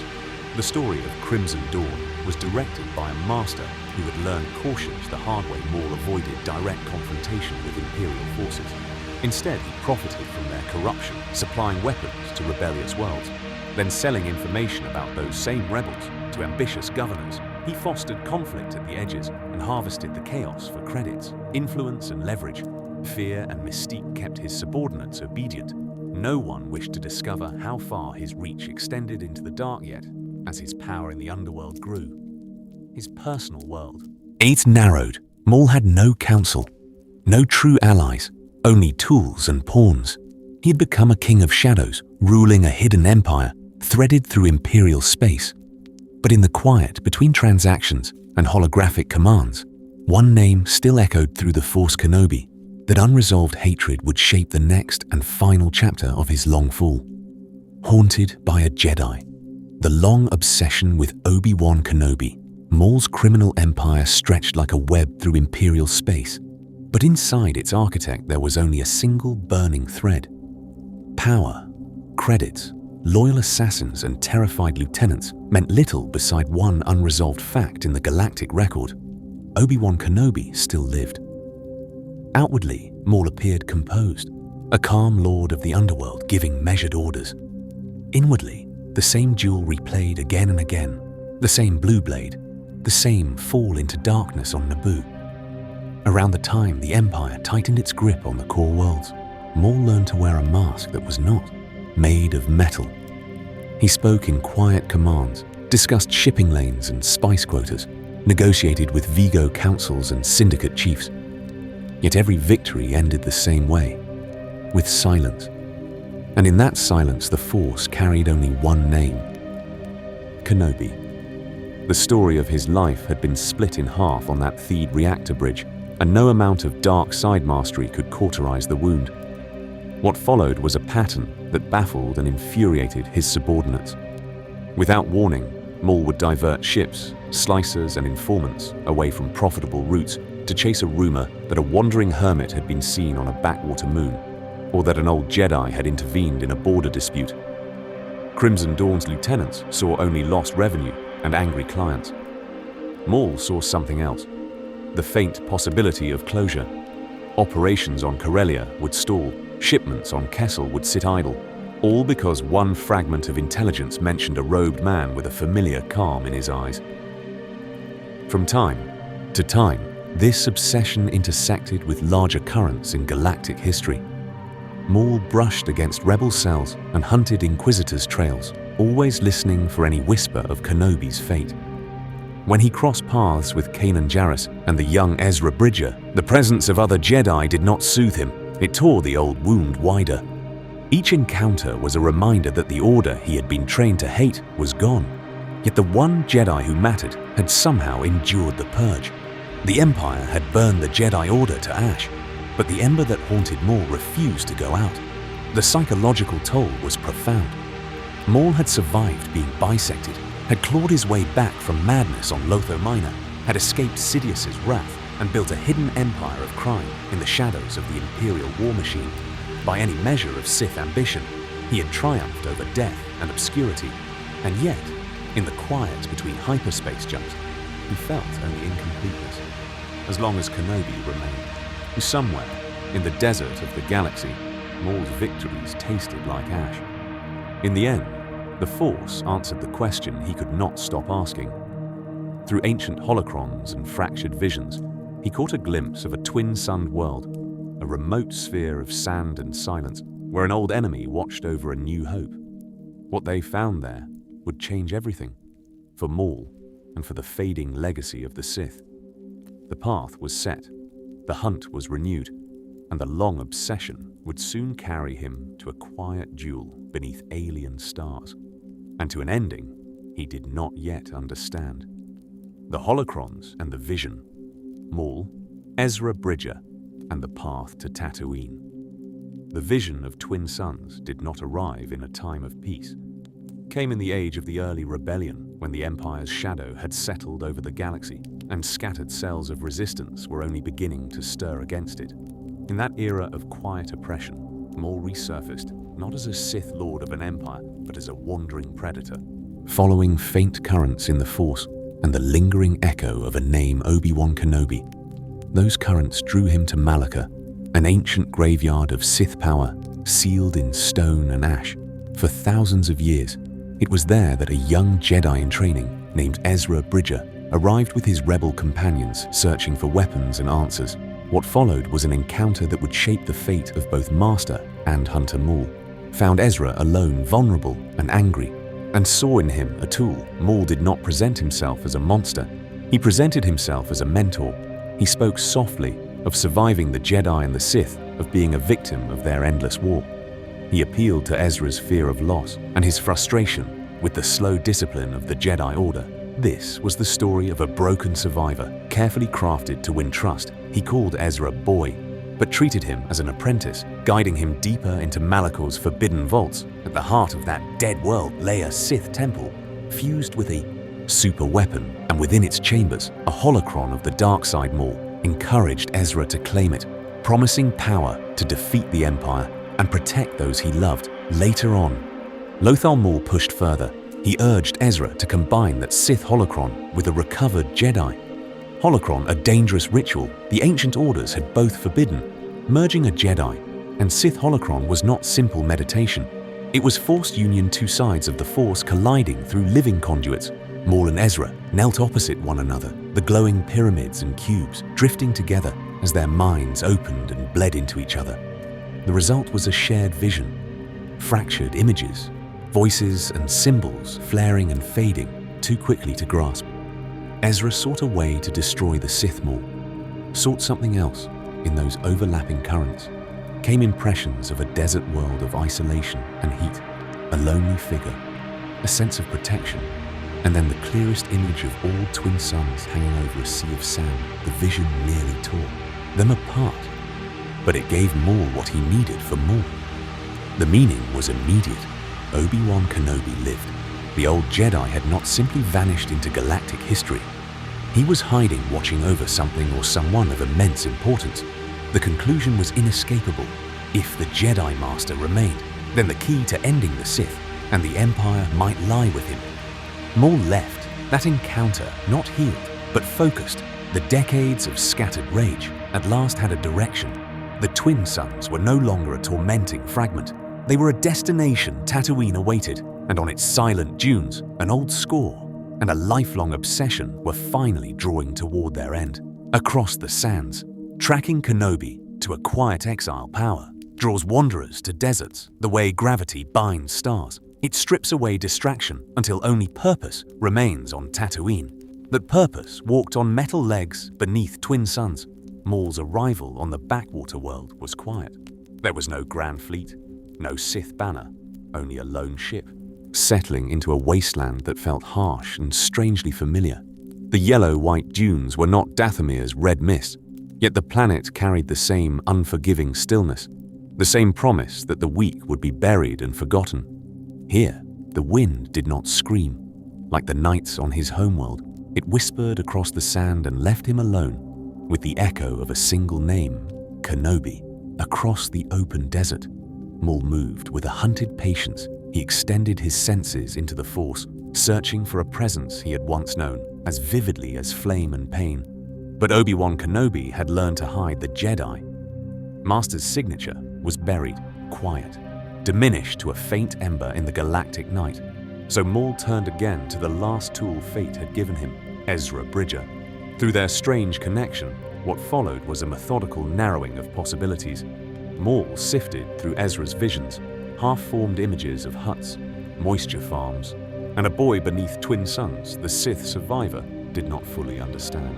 The child he saw, but he understood Kenobi's nature. This act of mercy would reshape galactic history. Kenobi would not abandon an innocent Maul. Let the Force tug on that thread, using Ezra as an unwitting guide, tracing every hint of the Jedi's shadow across the sands. The contrast between hunter and quarry had never been sharper. Maul burned across the dunes, restless, driven by decades of rage and humiliation, while Kenobi had built a life defined by waiting. The former general of the Republic now watched from a distance over a single moisture farm and a single boy. Luke Skywalker, the story of the Clone Wars, the fall of the Jedi Order, and the rise of the Empire had led him here to anonymity and silence. As Maul wandered the wastes, his thoughts circled back through a lifetime of conflict. Naboo rose in his memory, the hangar, the humming energy gates, the moment his blade pierced Qui-Gon Jinn, and the instant after when Kenobi's strike cut his world in half.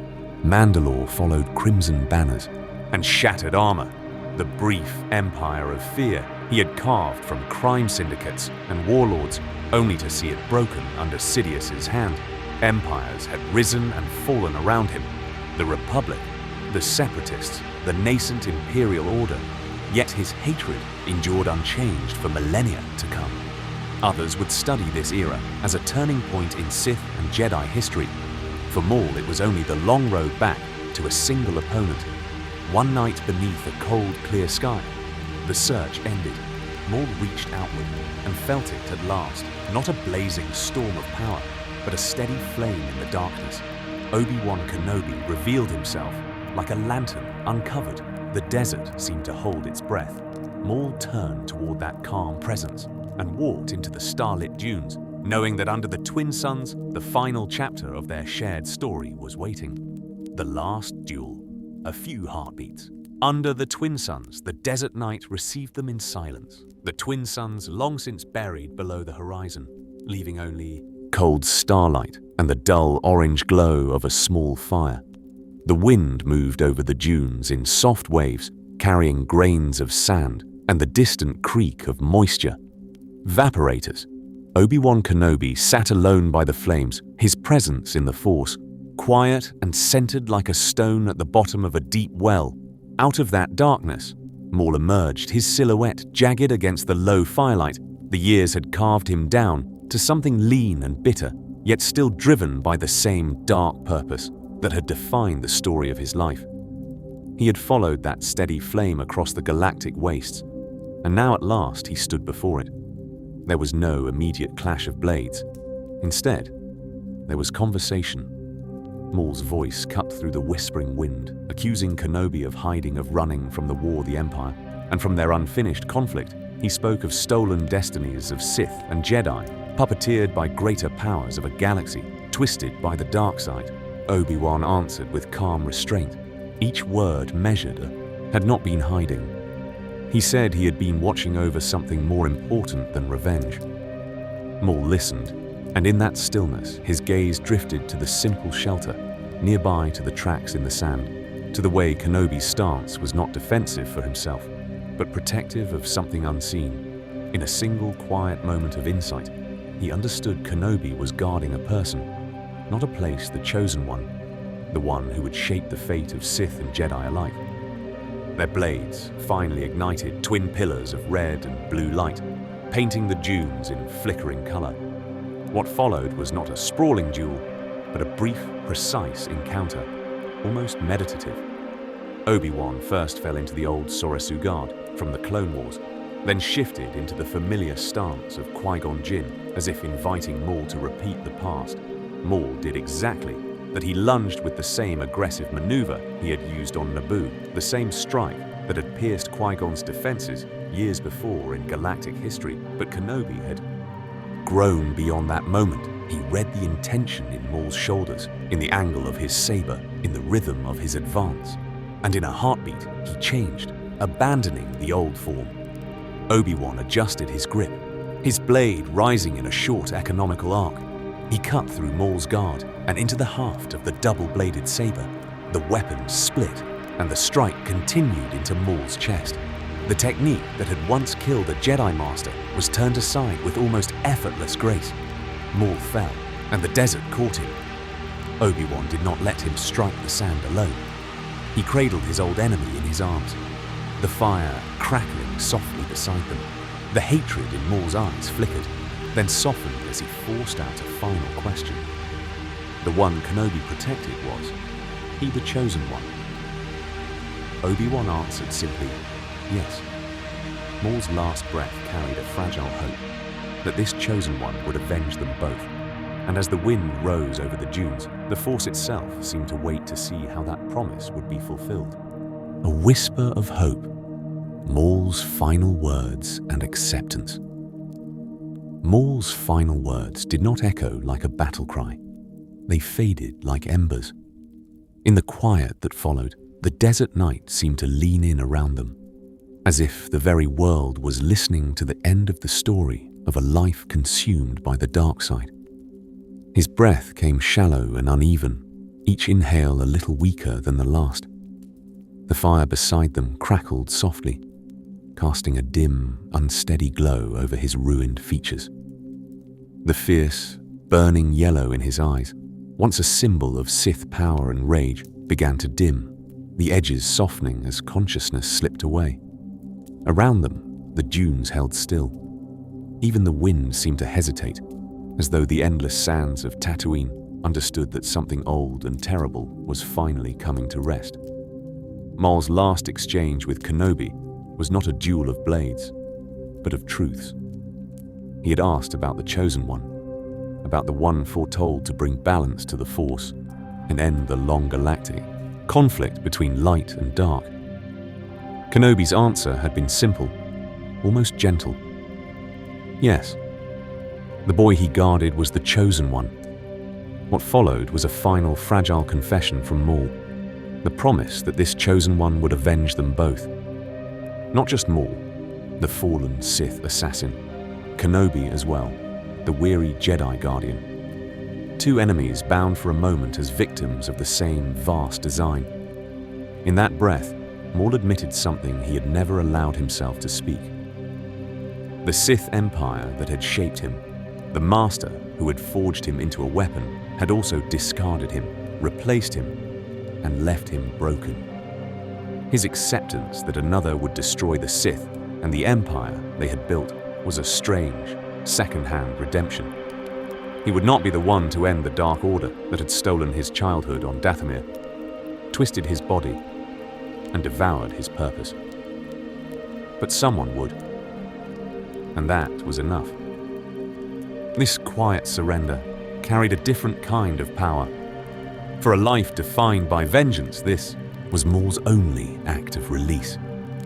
In trusting the prophecy, he stepped, if only for a heartbeat, outside the endless cycle of hate that had ruled him for decades. It was as if, in his final moments, he finally saw the wider pattern of Sith history, the way the dark side promised everything and left only ruin. Obi-Wan's response was not triumph. It was compassion. He cradled Maul as he died, steady and composed, granting dignity to a foe who had once killed his master and hunted him across the stars. This act of mercy would reshape galactic history in a quiet, almost invisible way. It affirmed that the Jedi, even shattered and in exile, still chose empathy over cruelty. Maul did not die as a monster in Kenobi's eyes, but as a broken man who had been used as a tool of war. As the night thinned, the horizon began to pale. Maul's body grew still in the cooling sand, tattoos and horns stark against the desert floor. Above him, the first light touched the sky, and then slowly, the twin suns of Tatooine began to rise. Their glow washed over the motionless form of the fallen warrior and over the distant homestead where the future waited unaware. In that quiet dawn, his long, violent journey finally came to rest, another closed chapter in the vast, turning history of the Sith and the Jedi. Yet the suns that rose over Maul's body would shape what came next. Somewhere beyond that horizon, the Chosen One was growing. The Empire was still only a shadow, and the Force was already preparing the next movement in a conflict that had raged for millennia to come. From weapon to wraith, the long arc of Maul's life, Maul's body cooling beneath the twin suns of Tatooine, brings a quiet pause. But the story of his life does not settle so easily. His path is a long, jagged line through galactic history, a rhythm of ascent and ruin that mirrored the larger dance between Sith and Jedi. It began on Dathomir, in the shadow of the Night Sisters.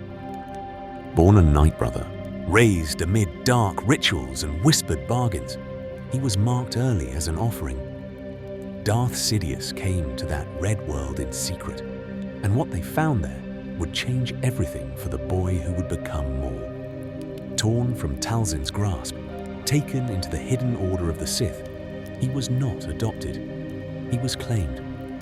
Under Sidious, Maul was forged rather than taught. Pain was his language, obedience his only shield. He learned to channel the dark side through relentless combat, acrobatics, and hatred, shaping the double-bladed lightsaber that would become his emblem. In those years, he was not a partner in a grand design, only a weapon honed to strike the Jedi and clear the way for a future empire. Naboo was meant to be his proving ground.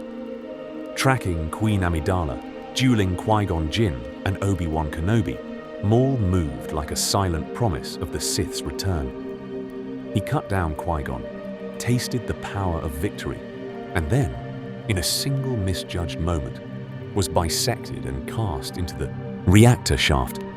The galaxy believed him dead, and for a time, so did he. What followed was a descent almost worse than death. On Lotho Minor, clinging to life with scavenged spider legs, Maul sank into madness and memory, sustained only by rage and the dark side. Savage Opress, the brother he had never known, dragged him from that pit. Mother Talzin rebuilt his body and mind, but her restoration was never free. She shaped him into a warlord whose victories would feed her own designs.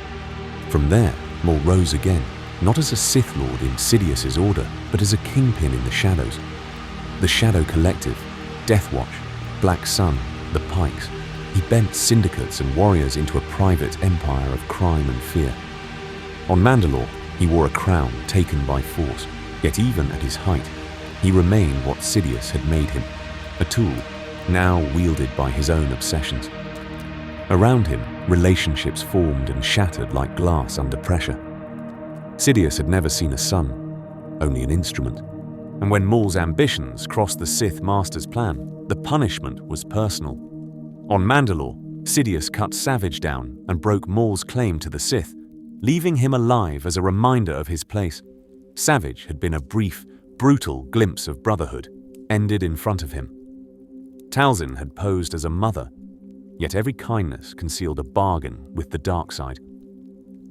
Only Obi-Wan Kenobi endured. From Naboo to Mandalore, from lonely worlds to that final desert, Kenobi was Maul's constant mirror. Their conflict was not only a duel of blades, but of meanings. Jedi restraint against Sith fury, acceptance against endless hunger. Across these eras, a pattern emerged. Maul rose from nothing, was broken, rebuilt himself, and rose again.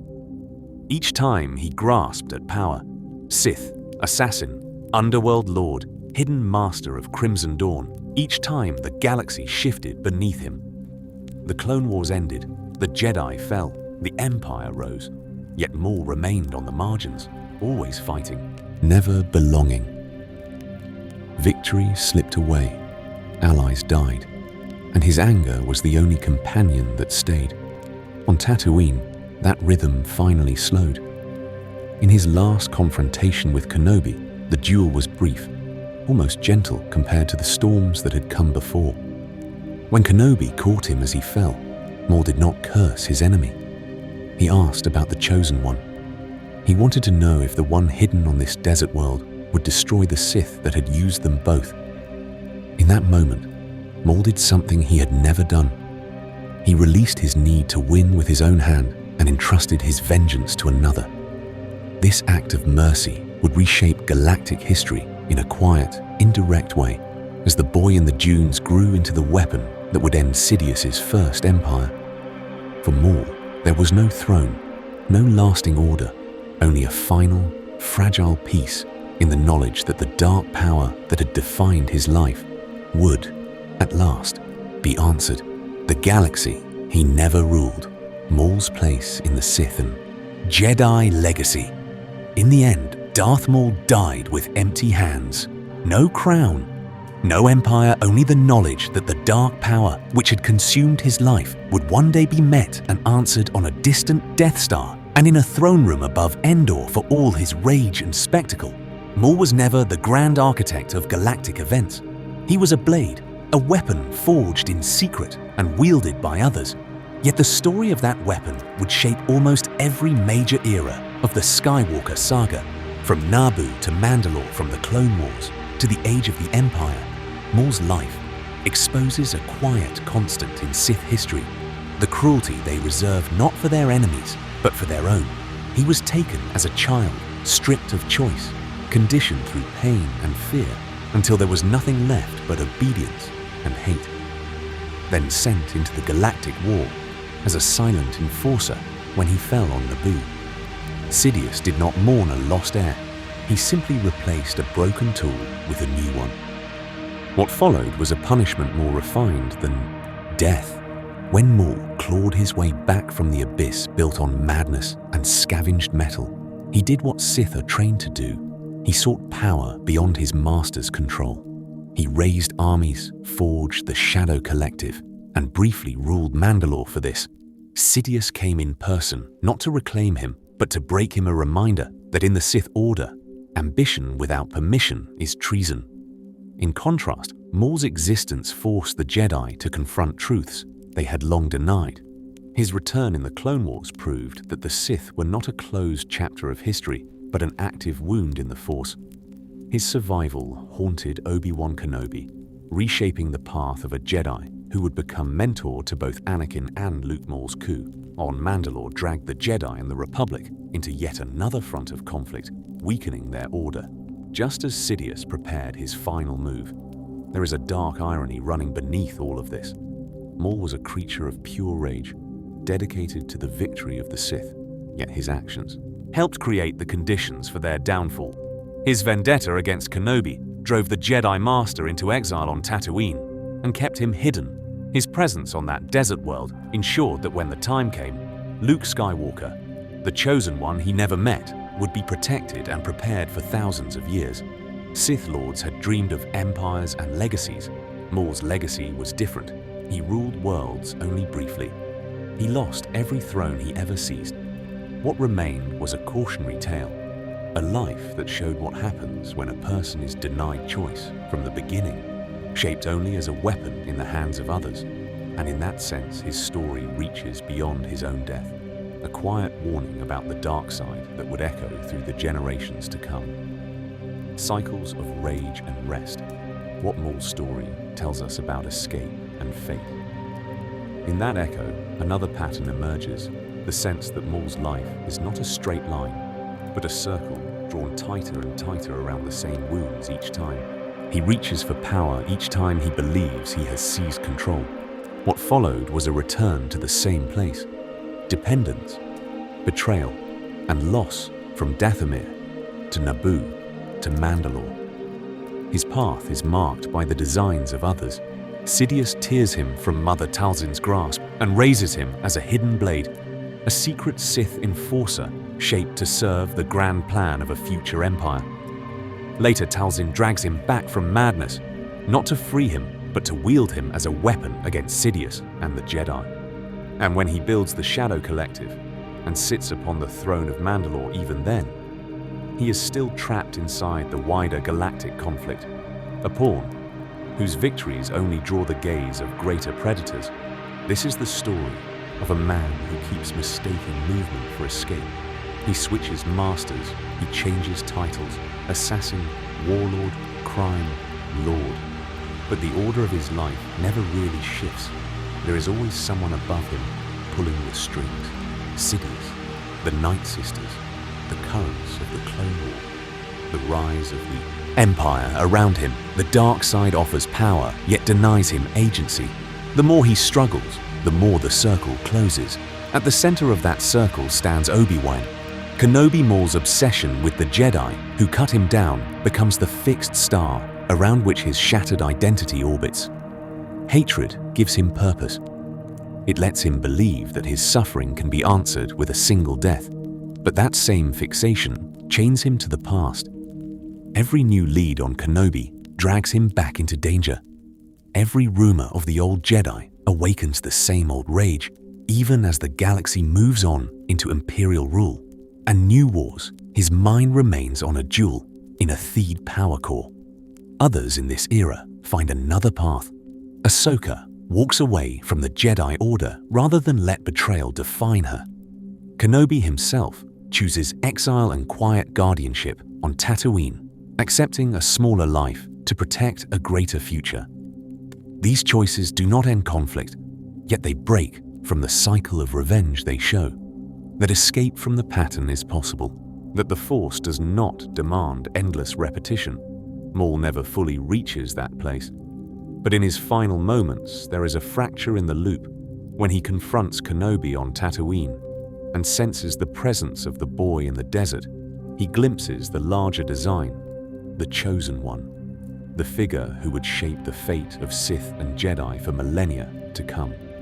For the first time, Maul stops trying to bend the future to his will and instead asks if the one Kenobi guards is the Chosen One. And when he accepts the answer, he lets the future belong to someone else. In that quiet acceptance, Maul becomes less a monster and more a mirror. His life is a meditation on anger taught too young, loss never healed, and the desperate search for meaning in a galaxy ruled by war and empire. And as his story slows to its end, another question rises from the Dark One that leads directly into the final turn of his fate, letting the blade rest, a soft farewell to Darth Maul's story. That final turn is quiet, not a twist of fate, but a gentle closing of a long open wound. From Dathomir's red mists to Naboo's bright halls, from Junkworld madness to Mandalorian thrones, from crime syndicates in the galactic underworld to lonely desert sands, the story of Darth Maul moves like a storm that spends its last strength in a single, soft breath. This is the arc that would shape his entire existence. A child taken from the Knights of Dathomir, forged in the dark by a hidden master, turned into a weapon that spoke through a double-bladed scream of light. What followed was a life defined by motion, by war, by the endless search for an enemy who could answer his rage with something more than silence on Naboo. That blade carved through Jedi discipline and hope striking down Qui-Gon Jinn in a moment that would ripple through galactic history. Yet even in victory, Maul was already falling cut in half, cast into a pit left behind, as the Sith Empire he served stepped into the light of the Republic's final days.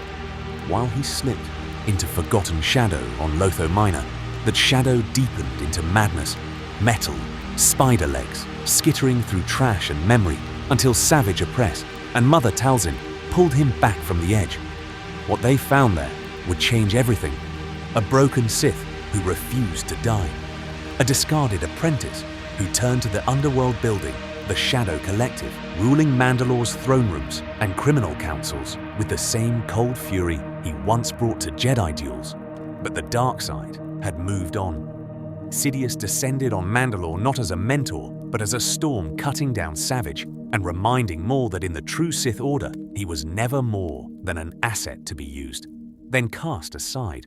From that point, his power shifted into whispers. Crimson Dawn, smugglers, assassins, silent commands, sent from the margins of an empire that never learned his name through it all. One fixed star remained Obi-Wan Kenobi, the enemy, who survived the enemy, who defined him across Clone Wars skirmishes and hunted rumors. Maul followed that presence until it led to Tatooine's quiet dunes and a final confrontation under an open sky. The duel lasted seconds. The meaning lingered far longer in that last embrace, in that last question about the Chosen One. Maul's life of rage ended in a whisper beneath stars that would shine for millennia to come. In the wider tapestry of the Force, his violence becomes a brief note in a much longer song, the rise and fall of the Jedi, the coming of the Chosen One, the endless conflict between dark and light. For thousands of years, the Sith have tried to bend that song to their will. Maul's chapter shows how even the fiercest blade must one day dim. Now the details can fade if they wish. The names, the battles, the shifting alliances can drift away, like smoke from an extinguished saber. What remains is only a soft impression, a life forged in anger, coming at last to rest, a long conflict settling into quiet. So let the timeline loosen. Let the galactic war grow distant. Let the dark side's echoes fall silent for tonight. The story of Darth Maul has been told from beginning to end. The blade has done its work. The blade can rest, and in that silent sleep or reflection, can rise as gently as starlight over an empty desert world.